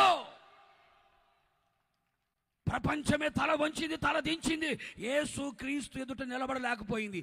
ఎందుకయ్యా అంటే ఆయన పరిశుద్ధుడైన దేవుడు. ఆయనలో పాపం ఏమీయో లేదు, ఆయన పాపము చెయ్య లేదు, ఆయన పాపులలో చేర లేదు. ఆయన నిర్దోషైన దేవుడు, కన్య మరియ గర్భమందు పరిశుద్ధాత్మ ద్వారా జన్మించిన దేవుడు ఆయన. అందుకనే ఆయన పరిశుద్ధుడు కనుక ఆయన ఏమని కోరుకుంటున్నాడు? నేను పరిశుద్ధుడను గనక మీరును పరిశుద్ధులై ఉండుడి. హృదయ శుద్ధి గల వారు ధన్యులు, వారు దేవుని చూస్తారు. సమస్త ప్రవర్తన యందు పరిశుద్ధత కలిగి ఉండండి. సమస్త మనుషులతో పరిశుద్ధత కలిగి ఉండడానికి ప్రయత్నము చేయండి. పరిశుద్ధత లేకుండా ప్రభువుని ఎవడు చూడలేడు. అందుకే ఆయన కోరుకునేది ఏమిటయ్యా అంటే, నీకు తోడుగా ఉండాలంటే నీలో ఆయన ఏం చూడాలనుకుంటున్నాడు? పరిశుద్ధతను చూడాలనుకుంటున్నాడు. నీలో ఉన్న పవిత్రతను బట్టే, నీలో ఉన్న పరిశుద్ధతను బట్టే నా యేసయ్య నీకు తోడుగా వస్తాడు. ఆయన నీకు తోడుగా ఉంటే నీకేది తక్కువ కాదు, నీకేది తక్కువ కాదు. ఇకనైనా సరే ఒకవేళ ఈ రోజు వరకు నీ జీవితంలో ఎలాంటి పాపపు అనుభవాల మధ్య నడిపించబడుతున్నావో నాకు తెలియదు. ఓ చిన్న ఉదాహరణ కూడా మీకు చెప్తా. ఇశ్రాయేలు ప్రజలందరూ కూడా మోషే నాయకత్వం నడిపించబడుతూ ఉన్నారు. మోషే నాయకత్వం అయిపోయింది, యెహోషువ నాయకత్వం ఆరంభించబడిన తర్వాత యోర్దాను దాటారు, యెరికోను కూడా దాటారు. ఆ తర్వాత హాయి ఏదండి, హాయ్ ఏది మీరు మెసేజ్ పెడతారు చూసారా? హాయి అనే ఒక చిన్న పట్టణం ఉంది. యెహోషువ ఏం చేశాడంటే, మీరు వెళ్ళి ఆ పట్టణాన్ని వేగు చూసిరండి అని కొంతమందిని పంపించాడు. ఆ పట్టణాన్ని వేగు చూడడానికి వెళ్ళారు. వెళ్ళొచ్చిన వాళ్ళు చెప్పిన మాట ఏంటంటే బడాయి మాటలు. కొంతమందికి బడాయి ఎక్కువ. ఏమి ఎక్కువ అండి? అవి ఏం చేయకపోయినా బడాయి ఎక్కువ. అది మాత్రం కేజీలు ఉంటుంది. తిన్నాను తిండి లేకపోయినా బడాయి మాత్రం కింటాల్లో ఉంటుంది కొంతమందికి. వచ్చిన వాళ్ళు బడాయికి ఏం మాట్లాడారు? యెహోషువ గారండి, హాయి చాలా చిన్న పట్టణం అండి. ఎంత? చాలా చిన్న పట్టణం అయ్యా. ఆ పట్టణానికి మొత్తం లక్షలు పోవాల్సిన అవసరం లేదు. ఒక 2000 లేకపోతే ఒక 3000 మంది అట్టా వెళ్ళి ఇట్టా వస్తాం. అట్టా వెళ్ళి వాళ్ళని గెలిచి ఇట్టా వచ్చేస్తాం. అంతమంది అవసరం లేదు, 2-3 వేలు ఉంటే చాలు అని యెహోషువకు చెప్పారు. యెహోషువ కాస్తైనా ఆలోచించకుండా సరే వెళ్ళండి అన్నాడు. 3000 మంది వెళ్ళారు. ఎంతమంది వెళ్ళారండి? 3000 మంది వెళ్ళి హాయి పట్టణం మీదకి వెళ్ళారు. చిన్నదన్నారు కదా, హాయి పట్టణం మీదకి వెళ్ళి 3000 మంది వెళితే 36 మంది చచ్చారు. ఎవరు? వాళ్ళోళ్ళు కాదు, మనోళ్ళు. 36 మంది చచ్చిపోయి, కొంతమంది కాళ్ళు తెగిపోయి, చేతులు తెగిపోయి, కడుపులో కత్తులు పొడిపించుకొని ప్రాణ భయాన్ని గుప్పిట్లో పెట్టుకొని మిగతా వాళ్ళందరూ పరుగున ఎక్కడికి వచ్చారండి?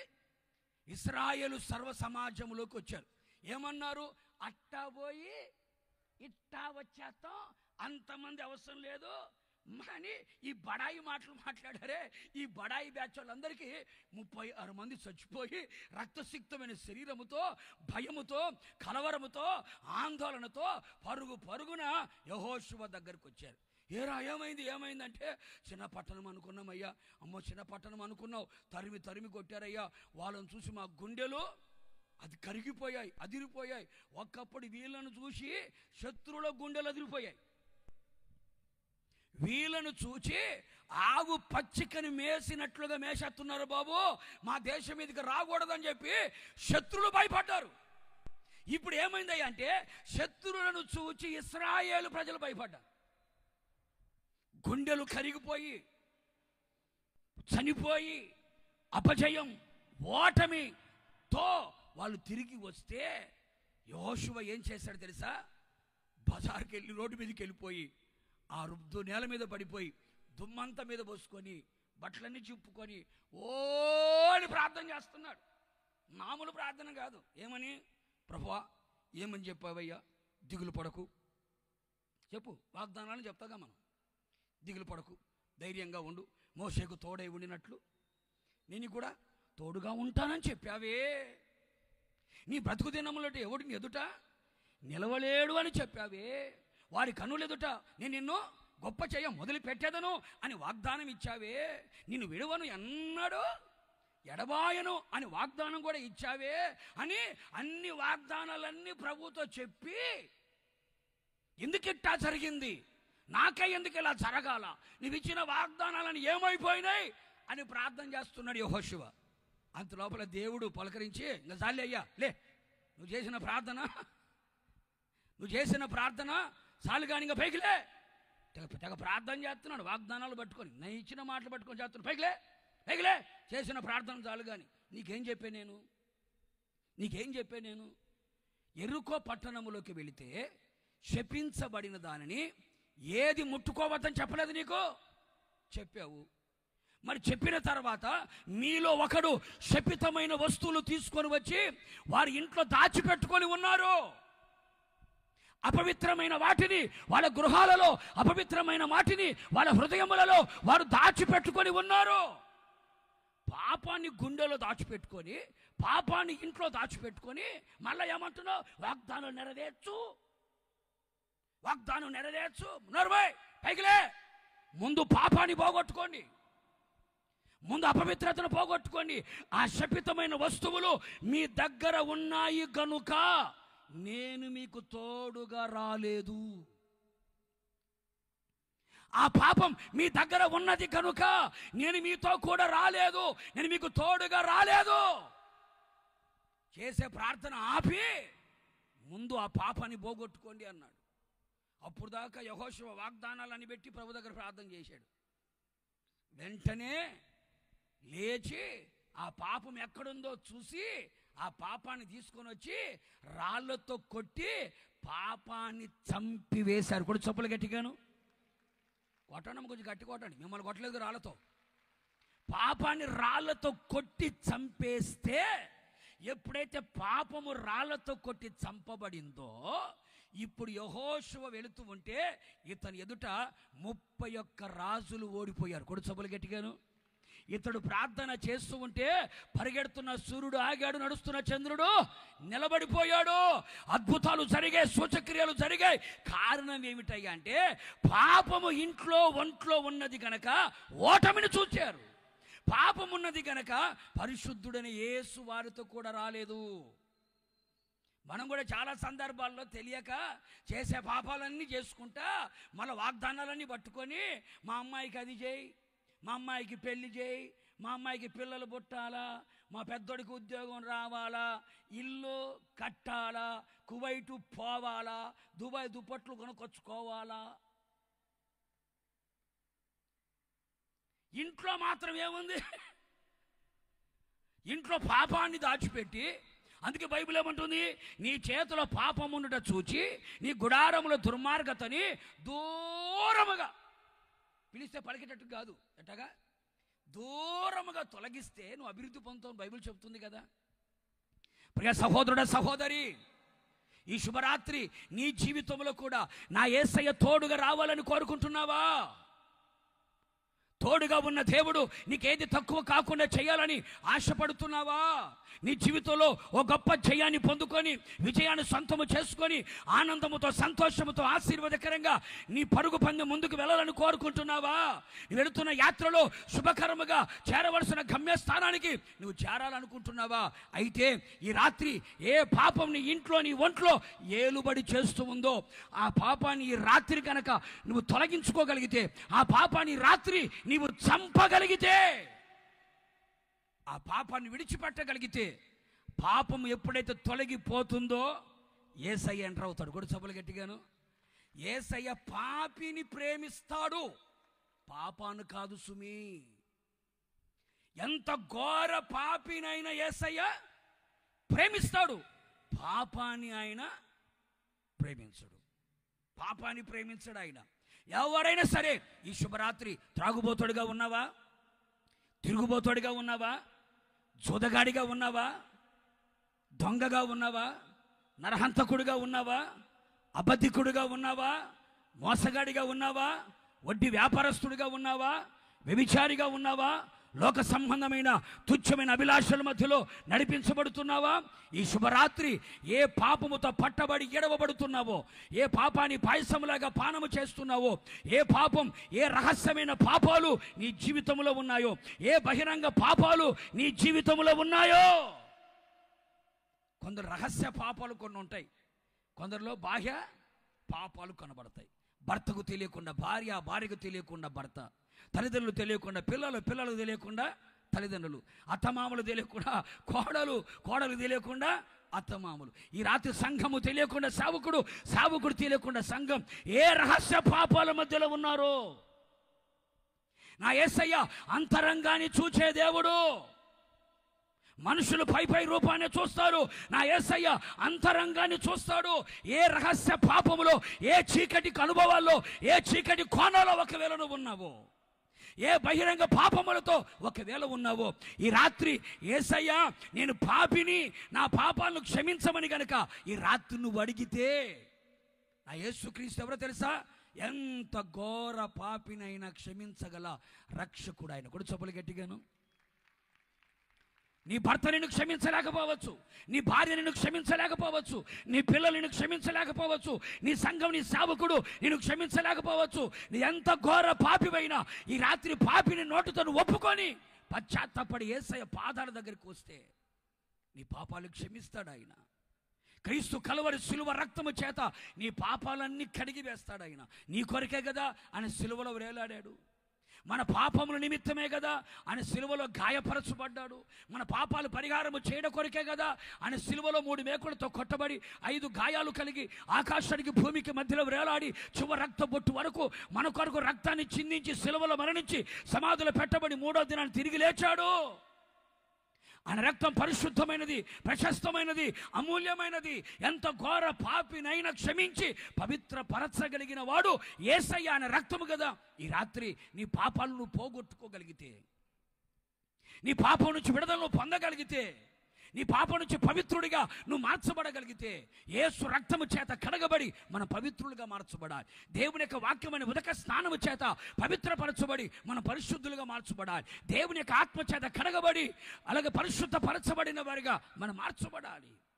నువ్వెంతగా పరిశుద్ధపరచబడుతావో, ఎంతగా పవిత్రపరచబడుతావో, నువ్వు చూసే చూపు, మాట్లాడే మాట, వినే వినికిడి, నడిచే నడక, పడుకునే పడక సమస్తము కూడా యేసు రక్తముతో, క్రీస్తు వాక్యముతో, క్రీస్తు ఆత్మతో కడగబడి నువ్వు పరిశుద్ధపరచబడగలిగితే, నా యేసయ్య నీ పరిశుద్ధతను బట్టి నీకు తోడుగా వస్తాడు. నీకు తోడుగా వచ్చాడంటే నీకేమీ తక్కువ కాదు. కొడు చెప్పులు గట్టిగాను, గట్టి కొట్టు, గట్టి కొట్టు, గట్టి కొట్టు. ఆయన మనకు తోడుగా ఉంటేనే మనకి ఏది తక్కువ కాదు. మొదటిగా ఆయన యందు మనం విశ్వాసం ఉంచినప్పుడు ఆయన తోడుగా ఉంటాడు, ఏది తక్కువ కాకుండా చేస్తాడు. రెండవదిగా మనం పరిశుద్ధులమై ఉన్నప్పుడు ఆయన మనకు తోడుగా ఉంటాడు, మనకేది తక్కువ కాకుండా చూస్తాడు. ముచ్చటంగా మూడో మాట చూడండి, మీకా గ్రంథం, ఆమోసు గ్రంథం 5వ అధ్యాయం. తెలుసమ్మా ఆమోసు? తెలుసా? ఉన్నాడా? మీకేమో తెలుసా? చూడండి, ఆమోసు గ్రంథం 5వ అధ్యాయం 14వ వాక్యం చూడండి. పేజీ నెంబర్ 757 అమ్మా. ఇంకా మీరు తిప్పే లోపల తెల్లారుతుందేమో, అందుకని పేజీ నెంబర్ 757, 5వ అధ్యాయం 13, 14 వాక్యాలు చూద్దామా. ఏ కాలం అమ్మా? చలికాలం కాదమ్మా, చెడు కాలం ఇది. ఏ కాలము? చలికాలం అనుకున్నారు కాక, ఇది చెడు కాలము గనుక ఈ కాలమున బుద్ధిమంతుడు ఊరకుండును, మీరు బ్రతుకున్నట్లు కీడును విడిచి మేలును వెదకండి. అలాగు చేసిన ఎడల, ఎలాగూ? కీడును విడిచి మేలు వెదకండి. అలాగు చేసిన ఎడల మీరు అనుకుంటున్నారే ఆ చొప్పున దేవుడును సైన్యములకు అధిపతియగు యెహోవా మీకు తోడుగా ఉంటాడు. ఆయన మనకెప్పుడు తోడుగా ఉంటాడు? తోడుగా ఉంటే మనకేం తక్కువ కాదు. తోడుగా ఉండాలంటే ఏం చేయాలంటే, మీరు బ్రతుకున్నట్లు కీడును విడిచి మేలు చెయ్యండి, మేలుని మీరు వెదకండి. అలాగున మీరు చేయగలిగితే మీరు అనుకున్న చొప్పున సైన్యములకు అధిపతి యెహోవా ఏమవుతాడు? మీకు తోడుగా వస్తాడు అన్నాడు. అంటే మనం ఇప్పుడు ఏం చేయాలి? కీడు చేయడం చెప్పరేంటండి, ఆ లైన్లలో ఉన్నట్టున్నారు పాపం. కీడు చేయడం ఏం చేయాలి? మానేయాలమ్మా. ఒకవేళ భర్త కీడు చేస్తున్నావేమో, నీ భార్యకి కీడు చేస్తున్నావేమో, నీ పిల్లలకి కీడు చేస్తున్నావేమో, నీ తల్లిదండ్రులకి కీడు చేస్తున్నావేమో, మీ అత్తమామలకి కీడు చేస్తున్నావేమో, ఎదురింటోళ్ళకి పైంటోళ్ళకి కిందింటోళ్ళకి కీడు చేస్తున్నావేమో, సంఘానికి కీడు చేస్తున్నావేమో, సేవకులకి కీడు చేస్తున్నావేమో తెలియదు. కీడును విడిచిపెట్టి నువ్వేం చేయాలి? ఇప్పుడు మేలును వెదకాలి. ఏం వెదకాలమ్మా? మేలును వెదకాలి. వెదికితే ఏమవుతుంది? దొరికింది. అడగండి ఇవ్వబడుతుంది, వెదకండి దొరుకుతుంది కదా. మేలును మనం ఏం చేయాలట? వెదకాలి. మేలును వెదికితే అది మనకి దొరుకుతుంది. మేలు ఎప్పుడైతే దొరుకుతుందో అప్పుడు మనకేం కలుగుతుందంట? సైన్యములకు అధిపతి యెహోవా మనకి తోడుగా ఉండగలుగుతాడు. ఆయన తోడుగా ఉంటే మనకేమీ తక్కువ కాదు. ఇప్పుడు ఆయన మనకు తోడుగా రావాలి అంటే మనం వెదకవలసింది దేనినయ్యా అంటే మేలుని మనము వెతకాలి. మేలుని వెతకడం అంటే ఏంటి? మేలు ఎలా కలుగుతుందో అలాగ మనం ఏం చేయాలి? వెతకాలి. మేలు ఎలా కలుగుతుంది అనే దానికి ఒక చిన్న మాట మీకు చెప్తా. 133వ కీర్తన. ఇంకా దాన్ని కూడా మనం తీసుకున్నామంటే మనం చదవడం అనేది బాగా అర్థమైంది. సహోదరుల ఐక్యత కలిగి నివసించుట ఎంత మేలు, ఎంతో మనోహరము. అది అహరోను తల మీద పోయబడి గడ్డ మీద గారి అంగిలంచు వరకు దిగజారిన పరిమళ తైలము వలె ఉండును. సియోను కొండ మీద దిగవచ్చు, హెర్మోను మంచు వలె ఉండును. అచ్చట ఆశీర్వాదమును శాశ్వత జీవమును ఉండవలెనని యెహోవా సెలవిచ్చుచున్నాడు. కీడును విడిచి మేలును వెదకండి అన్నాడు. మేలు ఎక్కడ దొరుకుతుందయ్యా? ఎక్కడ దొరుకుతుంది మేలు? ఎక్కడ దొరుకుతుంది అంటే కీర్తనకారుడు 133వ కీర్తన రాశాడు. మేలు ఎక్కడ దొరుకుతున్నాయి అంటే బైబిల్ అంటుంది, సహోదరులు ఐక్యత కలిగి నివసించుట. అబ్బా, ఎంత మేలు, ఎంత మనోహరము. ఇప్పుడు మేలును వెదకడం అంటే అర్థం ఏంటంటే ఐక్యత కలిగి నివసించడం అని అర్థం. ఎవరు ఐక్యత కలిగి నివసిస్తారో వారికి దేవుడు తోడుగా ఉంటాడు. ఆ ఐక్యతను ఎలా చూపించారు? అహరోను తల మీద పోయబడి గడ్డ మీదుగా గారి అంగీలంచు వరకు దిగజారిన పరిమళ తైలం అని ఉంటుందంట. ఆ తర్వాత చివరిలో ఏమంటాడంటే ఆశీర్వాదము, శాశ్వత జీవము ఎచ్చట ఐక్యత కలిగి నివసించే అచ్చట ఉండవలెనని యెహోవా ఏం చేస్తున్నాడట? ఆశీర్వాదం కావాలన్న వాళ్ళ లేలు అనండి. అమ్మో, దరిద్రత వెంటబడ్డానికి కారణం ఇదేనేమో. ఆశ లేకపోతే దేవుడు కూడా ఆశీర్వదించడంట. మనం ఆశ పడకపోతే దేవుడు కూడా ఆశీర్వదించడు. నాకు ఆశీర్వాదం శాశ్వత జీవం కావాలన్న వాళ్ళ లేలు అనండి. కొంచెం గట్టిగా, ఇందాక శివుడు వచ్చింది అనుకుంటా కదా, ఇప్పుడు వినపడినట్టుంది. ఆశీర్వాదం శాశ్వత జీవం కావాలన్న వాళ్ళ లేలు అనండి. దేవుడు సెలవిస్తున్నాడంట. ఆశీర్వాదమా? Yes sir. శాశ్వత జీవమా? ఉన్నాను సార్. మీ ఇద్దరు కట్టగట్టుకొని అక్కడికి వెళ్ళండి. ఎక్కడికి? ఐక్యత కలిగి నివసించే ఇంటి దగ్గరికి వెళ్ళండి. ఐక్యత కలిగి నివసించే సంఘం దగ్గరికి వెళ్ళండి. అక్కడ మీరు ఉండాలి అన్నాడట. కట్టగట్టుకొని పోయిన రెండు. ఆశీర్వాదానికి వ్యతిరేక పదం శాపం అనే కదండి. జీవానికి వ్యతిరేక పదం మరణం. మరి నీ ఇంట్లో ఆశీర్వాదం ఉందా? జీవం ఉందా? శాపం ఉందా? మరణం ఉందా? మేలును వెదకాలి. ఏం వెదకాలట? మేలును వెదకాలి. మేలును వెదకడం అంటే ఐక్యత కలిగి నివసించడము అని. ఒక్క మాట మిమ్మల్ని అడుగుతా, మీ కుటుంబ వ్యవస్థలో భార్యాభర్తలు ఎంతమంది ఐక్యంగా ఉంటున్నారు? తల్లిదండ్రులు పిల్లలు ఎంతమంది ఐక్యత కలిగి ఉంటున్నారు? అత్తా కోడలు ఎంతమంది ఐక్యత కలిగి ఉంటున్నారు? తోడి కోళ్ళు కాదు, తోడి కోడలు ఎంతమంది ఐక్యత కలిగి ఉంటున్నారు? ఏదో పలకరించినప్పుడు ప్రైజ్ లార్డ్ అని కాదు. ఏక మనస్సు, ఏక స్వరము, ఏక తాత్పర్యము, ఏక భావము, ఏక ఆత్మ. ఇప్పుడు ఎన్ని కుటుంబాల్లో కనపడుతున్నాం చెప్పండి? కొట్టుకోవడం, తిట్టుకోవడం, అరుచుకోవడం, సూడిగా సర్దుకొని పుట్టిండిపోవడం, బజారుకి వెళ్ళి రచ్చ చేసేయడం కదా. కుటుంబాల ఐక్యత లేదు. కుటుంబ వ్యవస్థల సమాధానము లేదు. భార్యాభర్తల మధ్యలో ఐక్యత కలిగిన అనుభవాలు లేవు. భర్త మీద భార్యకు అనుమానం, భార్య మీద భర్తకి అనుమానం. లేకపోతే కుక్కర్లో పెట్టి ఉడకబెట్టడం,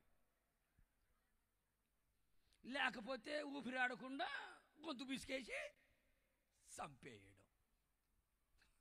చెప్పు, ప్రియుడితో కలిసి భర్తను చంపిన భార్య, కుక్కర్లో ఉడకబెట్టిన భర్త.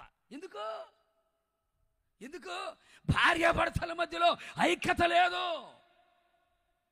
తల్లిదండ్రుల పిల్లల మధ్యలో ఐక్యత లేదు. సొంత అన్నదమ్ముల మధ్యలో ఐక్యత లేదు. సొంత సోదరుల మధ్యలో, అక్క చెల్లెల మధ్యలో ఐక్యత లేదు. ఒకే రక్తాన్ని పంచుకొని పుట్టిన వారి మధ్యలో ఐక్యత కనబడుట లేదు. మరల మాత్రం అందరు బైబిల్ పట్టుకుని ప్రార్థనకు వస్తారు. మళ్ళీ నన్ను చూడు, నా సోకు చూడు అన్నట్టు. నన్ను చూడు, నా సోకు చూడు, నా పట్టుచీర చూడు, నన్ను చూడు, నా బంగారం చూడు అన్నట్టు అందరు తగునా అని వచ్చి కూర్చుంటారు. ఒకరికొకరికి మాటలు ఉండవు, మాట్లాడుకోవడాలు ఉండవు, పలకరింపులు ఉండవు, వందనాలు ఉండవు. ఒకవేళ వందనాలు చెప్పినా పైకి వందనాలు. అందుకంటే నోటితో మాట్లాడతారంట, నొసళ్ళతో విక్కిరిస్తారంట, పెదవులతో తీపిగా మాట్లాడతారంట, హృదయంలో గూడు పుటానికి ఎత్తుంటారంట. కపటపు మాటలు, కపటపు ప్రేమ, కపటపు ఐక్యత, కపటపు చూపు, కపటపు ప్రవర్తన. యూనిటీ కనబడట్లేదు, ఐక్యత కనబడట్లేదు, ఐక్యత కలిగి నివసించే అనుభవాలు కనబడటలేదు. అందుకే బైబుల్ అంటుంది, మేలును మీరు వెదకండి, నేను మీకు తోడుగా ఉంటా. ఐక్యత కలిగి మీరు నివసించండి, నేను మీకు తోడుగా ఉంటా. ఒక్కడు 1000 మందిని తరిమితే ఇద్దరు కలిసి ఎంతమంది తరుముతారంట? మీ లెక్కల ప్రకారం, మ్యాథమెటిక్స్ ప్రకారం ఒక్కడు 1000 అయితే ఇద్దరు 2000. కానీ బైబిల్ ప్రకారం ఏమంటే తెలుసా? ఒక్కడు 1000 అయితే ఇద్దరు 10,000. కొడు చొప్పలు గట్టిగాను. ఐక్యతలో ఉన్న బలం అది, ఐక్యతలో ఉన్న శక్తి అది. అందుకని సంఘములో, కుటుంబాలలో, వ్యక్తిగత జీవితములలో ఐక్యత కలిగి నివసించడం నేర్చుకోవాలి. ఐక్యత కావాలంటే సహనం ఉండాలి, ఐక్యత కావాలంటే ఓర్పు ఉండాలి, ఐక్యత కావాలంటే ప్రేమ ఉండాలి, ఐక్యత కావాలంటే తగ్గించుకోవాలి, ఐక్యత కావాలంటే వినయం ఉండాలి, ఐక్యత కావాలంటే త్యాగము చేయాలి. అప్పుడేమొస్తుందట? ఐక్యత. ఐక్యత. ఇప్పుడు చెప్పండి, ఎన్ని కుటుంబాలు ఐక్యత కలిగి ఉంటున్నారు? ఒకవేళ సంఘంలోకి వచ్చారనుకోండి, సంఘములు అందరూ ఐక్యత కలిగి ఉండగలుగుతున్నారా? నచ్చిన వాళ్ళ దగ్గరికి వెళ్ళి, మెచ్చిన వాళ్ళ దగ్గరికి వెళ్ళి, వీళ్ళ కులస్తుల దగ్గరికి వెళ్ళి, వీళ్ళకి సంబంధించిన వాళ్ళ దగ్గరికి వెళ్ళి వందనాలు చెప్తారు, కానీ మిగతా వాళ్ళకి వందనాలు చెప్పరు. ఆ పక్కన మనిషి ఉంటుందా, ఈ మనిషికి వందనాలు చెప్తా, ఆ మనిషి చెప్పదు. ఏం మాట్లాడేంటి? చేసేవన్నీ అయ్యే గనక చెప్పలేకపోతున్నారు కదా. మీ మౌనం నాకు అంగీకారం అని అర్థమైంది. అందుకని ఈరోజు ప్రభు మీకు తోడుగా ఉండి మీకు ఏది తక్కువ కాకుండా చెయ్యాలి అంటే మీరందరూ ఐక్యత కలిగి ఉండాలి. కూడా చెప్పలు గట్టిగా. అందుకని ఐక్యతను గురించి మాట్లాడేటప్పుడు పరిశుద్ధమైన బైబిల్ గ్రంథం ఏమంటుందంటే, మనమందరము క్రీస్తు శరీరములో ఉన్న అవయవాలు. ఎవరు మనమంతా? కొంచెం గట్టి చెప్పండి అమ్మా. క్రీస్తు శరీరములో ఉన్న అవయవాలు మనం. శిరస్సు ఎవరు? యేసయ్య. శరీరం ఎవరు? సంఘం. సంఘాన్ని దేంతో పోల్చారంటే, సంఘములో ఉన్న సేవకులైనా, సంఘ పరిచారకులైనా, విశ్వాసులైనా వాళ్ళందరూ కూడా యేసయ్య శరీరములో ఉన్న అవయవాలు. ఇప్పుడు మనం అందరం ఎవరమయ్యా అంటే క్రీస్తు శరీరములో ఉన్న అవయవాలు. ఈ అవయవాలన్నీ కూడా ఐక్యతగా ఏం చేయాలండి? కంటి పని కన్ను చేయాలి, చెవి పని చెవి చేయాలి, నోటి పని నోరు చేయాలి, చేతుల పని చేతులు చేయాలి, కాళ్ళ పని కాళ్ళు చేయాలి, గుండె పని గుండె చేయాలి, కిడ్నీలు, ఊపిరితిత్తులు, చెప్పు కాలేయము, ఎవరి పని వాళ్ళు చేయాలి కదా. ఎవరి పని, ఏ అవయవం, ఏ ఆర్గాన్, దానికి సంబంధించిన పని దేవుడు ఇచ్చాడు కదా. ఎవరి పని వాళ్ళు కనుక చక్కగా చేసుకుంటున్నారు అనుకో, దీన్ని ఏమంటారంటే బాడీ అంటారు. ఏమంటారండి? తేడా వచ్చిందనుకో డెడ్ బాడీ అంటారు. మీకు అర్థమైంది అనుకుంటా. అన్నీ కరెక్ట్గా పనిచేసినాయి అనుకోండి, అవయవాలన్నీ కరెక్ట్గా పనిచేస్తున్నాయి అనుకోండి, అది బాడీరా బాబు అంటారు. ఏ అవయవం కనుక స్ట్రైక్ చేసినా, ఏ అవయవం కనుక అలిగినా, ఏ అవయవం కనుక మూతి పుడుచుకున్నా, నేను హట్ అయిపోయాను అన్న, చివరికి ఏమవుతుంది? డెడ్ బాడీ అయితే మార్చురి వ్యాన్లో పెట్టి ఎత్తుకొని అప్పుడు పాడాలి పాట, పరదేశులము, అప్పుడు పాడుకోవాలి పాట. అందుకని శరీరంలో ఉన్న అవయవాలన్నీ ఏం చేయాలి? ఒకదాన్ని ఒకటి కనపరుచుకుంటూ ఒకదానితో ఒకటి ఏం చేయాలంట? ఐక్యతగా పని చెయ్యాలి. ఐక్యతగా పని చెయ్యాలి. ఆ ఐక్యతగా పని చేసినప్పుడు శరీరం చక్కగా ఉండగలుగుతుంది. సంఘం ఏమవుతుంది? క్షేమాభివృద్ధి పొందగలుగుతుంది. కుటుంబాలు ఆశీర్వదించబడతాయి, కుటుంబాలు విస్తరించబడతాయి, కుటుంబాలు అభివృద్ధి చెందగలుగుతాయి. ఐక్యత లోపించిందే అనుకో, ఐక్యత లోపించిందే అనుకో, ఐక్యత లోపిస్తే ఏమవుతుందంటే శరీరం పాడైపోతుంది, శరీరం విచ్ఛిన్నమైపోతుంది, శరీరం రోగాలు పాలు అవుతుంది. అందుకని శరీరంలో ఉన్న అవయవాలన్నీ కూడా ఒకదానిది ఒకటి కలుసుకొని ఏకముగా ఎలా చక్కగా ఎవరి పని వాళ్ళు చేసుకుంటూ ఉన్నారో అలాగే సంఘములో ఉన్న వారందరూ కూడా ఐక్యతగా పని చేయాలి, ఐక్యతగా ఉండాలి. అందుకని శరీరంలో అవయవాలు కొన్ని బయటికి కనబడతాయి, కొన్ని బయటికి కనబడవు. అవును కదండి? కళ్ళు, చెవులు, ముక్కు, నోరు, చేతులు, కాళ్ళు ఇవన్నీ బయటికి కనబడతాయి. బయటికి కనపడినంత మాత్రం గొప్ప అని కాదు. గుండె ఉంది, ఊపిరితిత్తులు ఉన్నాయి, అలాగే ఏంటి కిడ్నీలు ఉన్నాయి, ఇవన్నీ లోపల ఉంటే కనబడవు. కనబడలేదు కదా అని చెప్పి అవి విలువలేవని అనకూడదు సుమి. దేవుడు కూడా సంఘములో కొందరిని కనబడేటట్టు పెడతాడు, కొందరిని కనబడకుండా పెడతాడు. కనబడేటట్టు పెట్టినా కనబడకుండా పెట్టినా అది క్రీస్తు శరీరములో ఉన్న అవయవాలు కనుక అన్నీ ఎలా పనిచేయాలి? ఐక్యతగా పనిచేయాలి. అప్పుడు అనుకునేట గుండె కిడ్నీలు మాట్లాడుకున్నాయంట, ఏమని? అసలు మనం కనబట్టలేదు సంఘంలో, ఎట సంఘంలో మనము కనబట్టలేదు.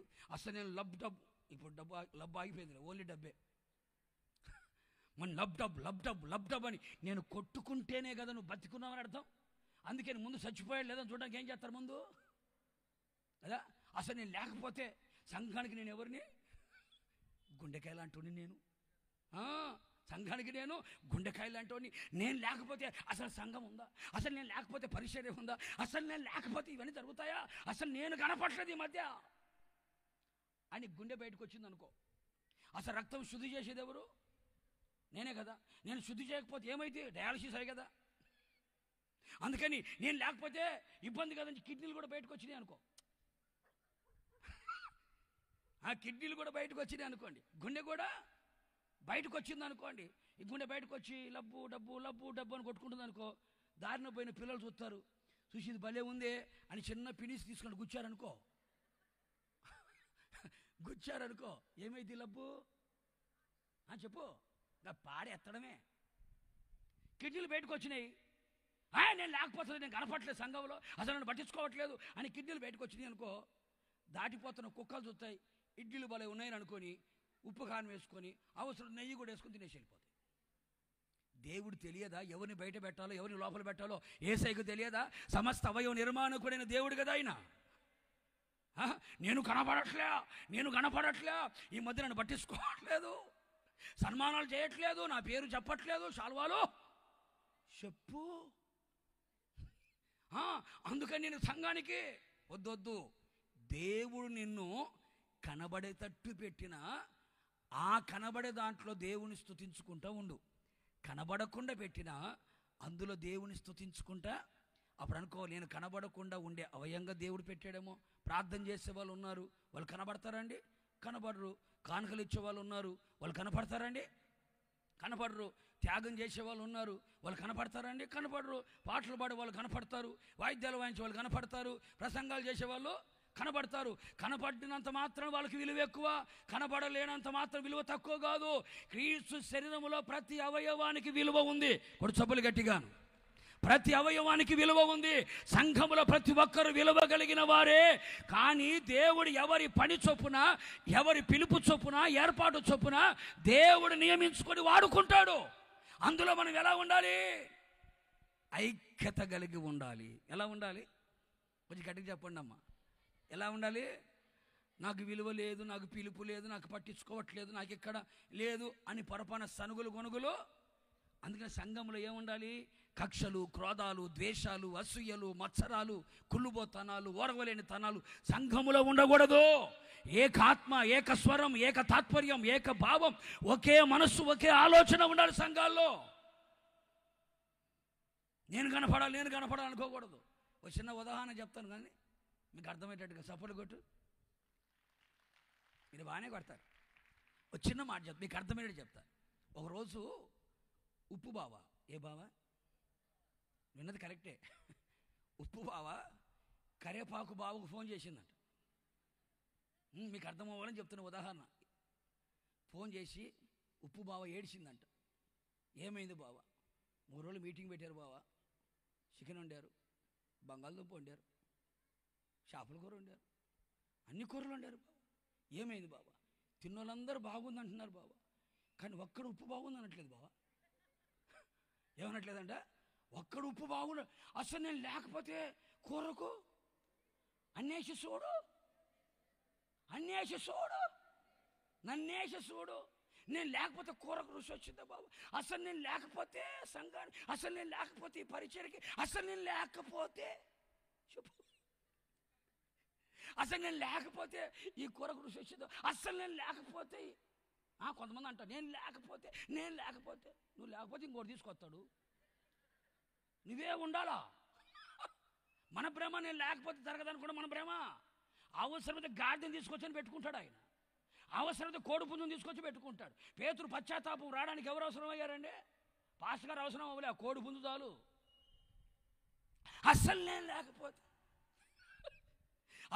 లేకపోతే బావా అసలు కూరకు రుచి వచ్చేదే బావా. అందరు తింటున్నారు, చేపల కూర బాగుంది అంటున్నారు, బంగాళదుంప బిర్యానీ, అసలు ఒక్కడైనా ఉప్పు బాగుంది అంటున్నాడు బావా. ఇంకా అస్సలు నేను ఈసారి కరగకూడదు, నేను అరగకూడదు, నేను కరగకూడదు, ఇంకా బిగబట్టుకుంటా. ఏం బ్రదర్ పరిచయం చేయి, నేను రాను. పాట పాడడానికి రా, నేను రాను. కూటానికి రా, నేను రాను. అర్థమైన వాళ్ళకి అర్థమైనంత నేను రాను అని బిగపట్టుకొని ఇంకా కరగను బావా, ఇంకా ఏ పరిచయం చేయను బావా, ఇంకా పాటలు కొయ్యలు కూడా పోను బావా, ఇంకా ఏం చేయడానికి బావా. ఎందుకని? నాకేం లేదు చెప్పు, నా పేరు కూడా పిలవలేదు బావా, నా గురించి ఎవరు మాట్లాడట్లేదు బావా అన్నాడు. అంతలోపల అటుపక్క నుంచి ఒక ఏడుపిన పడింది. ఎటుపక్క నుంచి? అటుపక్క నుంచి. అక్కడి నుంచి కరివేపాకు బావ ఏడుస్తుంది.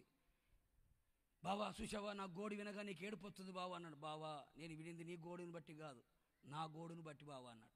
ఏమైంది బావా అంటే, బావా నువ్వు కనబడకపోయినా అరిగావు కరిగావు వారి కడుపులోకి పోయావు. అరిగావు, నీకు అర్థమైనట్టుంది.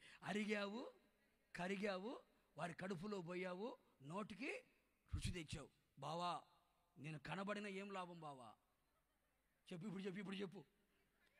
తీసి నన్ను కుర్తికుండలో పడేశారు బావా. కనబడాలని ఎప్పుడు అనుకోకు బావా. ఇప్పుడు చెప్పు, సంఘంలో కనపడాలనుకోవాలనుకున్న అల్లుడు చెప్పండి. ఇప్పుడు మీరు చెప్పరు, ఎందుకు కుర్తికుండలో పోతారని భయం. ఎప్పుడు కనబడాలి అని మనం కోరుకోకూడదు. మహోన్నతుని చాటున ఉండాలని కోరుకోవాలి. నువ్వు చాటున ఉంటే ఒక రోజున ప్రభువే నిన్ను తీసుకుపెడతాడు. కొట్టు సభలు గట్టిగా. ఓరును ప్రభువే తీసుకొచ్చి కూర్చోబెడతాడు. శిథిలమైపోయిన నీ జీవితాన్ని శిఖరం మీదకి ఎక్కిస్తాడు. నేల మీద పడి నీ జీవితాన్ని నింగికెత్తుతాడు ఆయన. నేను కనపడాలా అనుకుంటే చెప్పు ఏడికి, కరివేపాకును గుర్తుపెట్టుకో, కుర్తికుండకే. బావా నువ్వు కనపడకపోయినా పర్వాలే, కరిగిపో అరిగిపో, జనాలకు రుచికరంగా మార్చబడు. కనపడాలని కోరుకుంటే అన్నిటిలో నేను కనపడతాను బావా. కానీ చివరికి ఎక్కడ పోతున్నా నేను? కుర్తికుండలో పోయేదానికంటే జనాల కడుపులోకి వెళ్ళి రుచి తీసుకురావడం మేలు కదా బావా. అందుకని సంఘములో మనం ఎలా ఉండాలి? ఐక్యత కలిగి. ఎలా ఉండాలట? ఐక్యత కలిగి ఉండాలి. ఎంత ఐక్యత ఉంటుందో, ఎంత సమాధానం ఉంటుందో, ఏ కక్షలు క్రోధాలు ద్వేషాలు అసూయలు పగలు కుట్రలు కుతంత్రాలు ఏమీ లేకుండా ఎంత ఐక్యత. మళ్ళా చెప్తున్నా, ఐక్యత కావాలంటే ప్రేమ ఉండాలి, ఐక్యత కావాలంటే సహనం ఉండాలి, ఐక్యత కావాలంటే ఓర్పు ఉండాలి, ఐక్యత కావాలంటే తగ్గింపు ఉండాలి, ఐక్యత కావాలంటే త్యాగము కూడా చెయ్యాలి. అప్పుడే ఐక్యత ఉంటుంది. ఈ ఐక్యత ఏ సంఘములో, ఏ కుటుంబంలో, ఏ వ్యక్తిగత జీవితంలో ఉంటుందో, ఐక్యత ఉన్న చోట మేలు ఉంటుంది. ఆ మేలు ఏంటయ్యా అంటే ఆశీర్వాదము, శాశ్వత జీవం. అందుకని ఐక్యత కలిగి మీరు ఉండగలిగితే నా యేసయ్య మీకు తోడుగా ఉంటాడు. తోడుగా ఉన్న దేవుడు మీకు ఏది తక్కువ చేయడు. కొడుచప్పులు గట్టిగాను, గట్టిగా. కనుక ప్రియ సహోదరుడా సహోదరి, ప్రార్థన చేసిన ఐక్యత కలిగి ప్రార్థించండి, స్తుతించిన ఐక్యత కలిగి స్తుతించండి, ఆరాధించిన ఐక్యత కలిగి ఆరాధించండి. ప్రతి విషయంలో ఒక ఆత్మ సంబంధమైన ఐక్యత కలిగిన వారమై ఆత్మ కలిగించు ఐక్యతను కాపాడుకొనుటయందు మనం ప్రయాసపడి శ్రద్ధ కలిగిన వారమై సమాధానం అనే బంధముతో మనం బంధించబడి ఉన్నప్పుడు ఖచ్చితముగా ఈ ఐక్యత ఉన్న చోట దేవుని కార్యాలు కనబడుతాయి. ఐక్యత ఉన్న చోట దేవుని మహిమ దిగువస్తుంది. ఐక్యత ఉన్న చోట దేవుని అద్భుతాలు జరుగుతాయి. ఐక్యత ఉన్న చోట దేవుని బలము కనబడుతుంది. ఐక్యత ఉన్న చోట శత్రు కార్యాలు నిర్మూలన చేయబడతాయి. ఐక్యత ఉన్న చోట సమస్త విధములైన దేవుని శక్తి కలిగిన కార్యాలని మనము కన్నులారా చూడగలుగుతాం. ఆ విధంగా యేసయ్య మనకు తోడై ఉండి ఏది తక్కువ కాకుండా ఉండినట్లు చేయునట్లుగా మేలు అనబడే ఐక్యత కలిగి నివసించే అనుభవంలోనికి మనం వెళదాం. ఖచ్చితంగా నా దేవుడు తోడుగా ఉంటాడు, నీకేది తక్కువ కాకుండా చేస్తాడు. ఆర్భాటముతో ప్రధాన దూత శబ్దముతో దేవుని బోరతో ఆయన మధ్యాకాశములకి రాబోతూ ఉన్నాడు గనక ఆయన తోడు కలిగిన వారందరూ కూడా ఒక రోజున ఆత్మ పెళ్లి కుమార్తె ఎక్కిరమ్ము అనే స్వరం వినబడినప్పుడు ఆత్మ సిద్ధపరిచిన పెళ్లి కుమార్తెను తీసుకొని తిన్నగా ప్రభు రాకడలో మేఘముల మీద 7 ఏళ్ల విందులో మనం పాల్గొంటాం. 1000 ఏళ్ల పాలనలో పాల్గొంటాం. యుగ యుగములు యేసుతో కూడా ఉంటాం. ఆయన రాకడలో ఆయనతో కూడా మనం ఉండగలుగుతాం. కనుక భూలోకములో మనం జీవించినంత కాలం మన ఆత్మీయ జీవితం, శారీరక జీవితం, భౌతిక జీవితంలో ఏ కొదువ లేకుండా మనం బ్రతకాలి అని కోరుకుంటే దేవుని తోడు మనకు కావాలి. ఒకటి, ఆయన మీద విశ్వాసము కలిగిన వారిగా ఉండాలి. రెండవది, పరిశుద్ధత కలిగిన వారిగా ఉండాలి. మూడవది, ఐక్యత కలిగిన వారిగా ఉండాలి. ఈ 3 అనుభవాలు నీ ఆత్మకి, నీ ప్రాణానికి, నీ శరీరానికి గనక సరిపోల్చుకొని దాచుకొని గనక నువ్వు చేయగలిగితే ఖచ్చితంగా యుగ సమాప్తి వరకు సదాకాలం నా యేసయ్య మీతో కూడా ఉండునుగాక. మీకు ఏది తక్కువ కాకుండా చెయ్యునుగాక. ఆయన రాకడ కొరకు మనందరినీ కూడా ఆయన సిద్ధపరచునుగాక. ఈ మాటలని మన హృదయంలో స్థిరపరిచి ఆయన నూరంతలుగా ఫలింప చేయునుగాక. God bless you.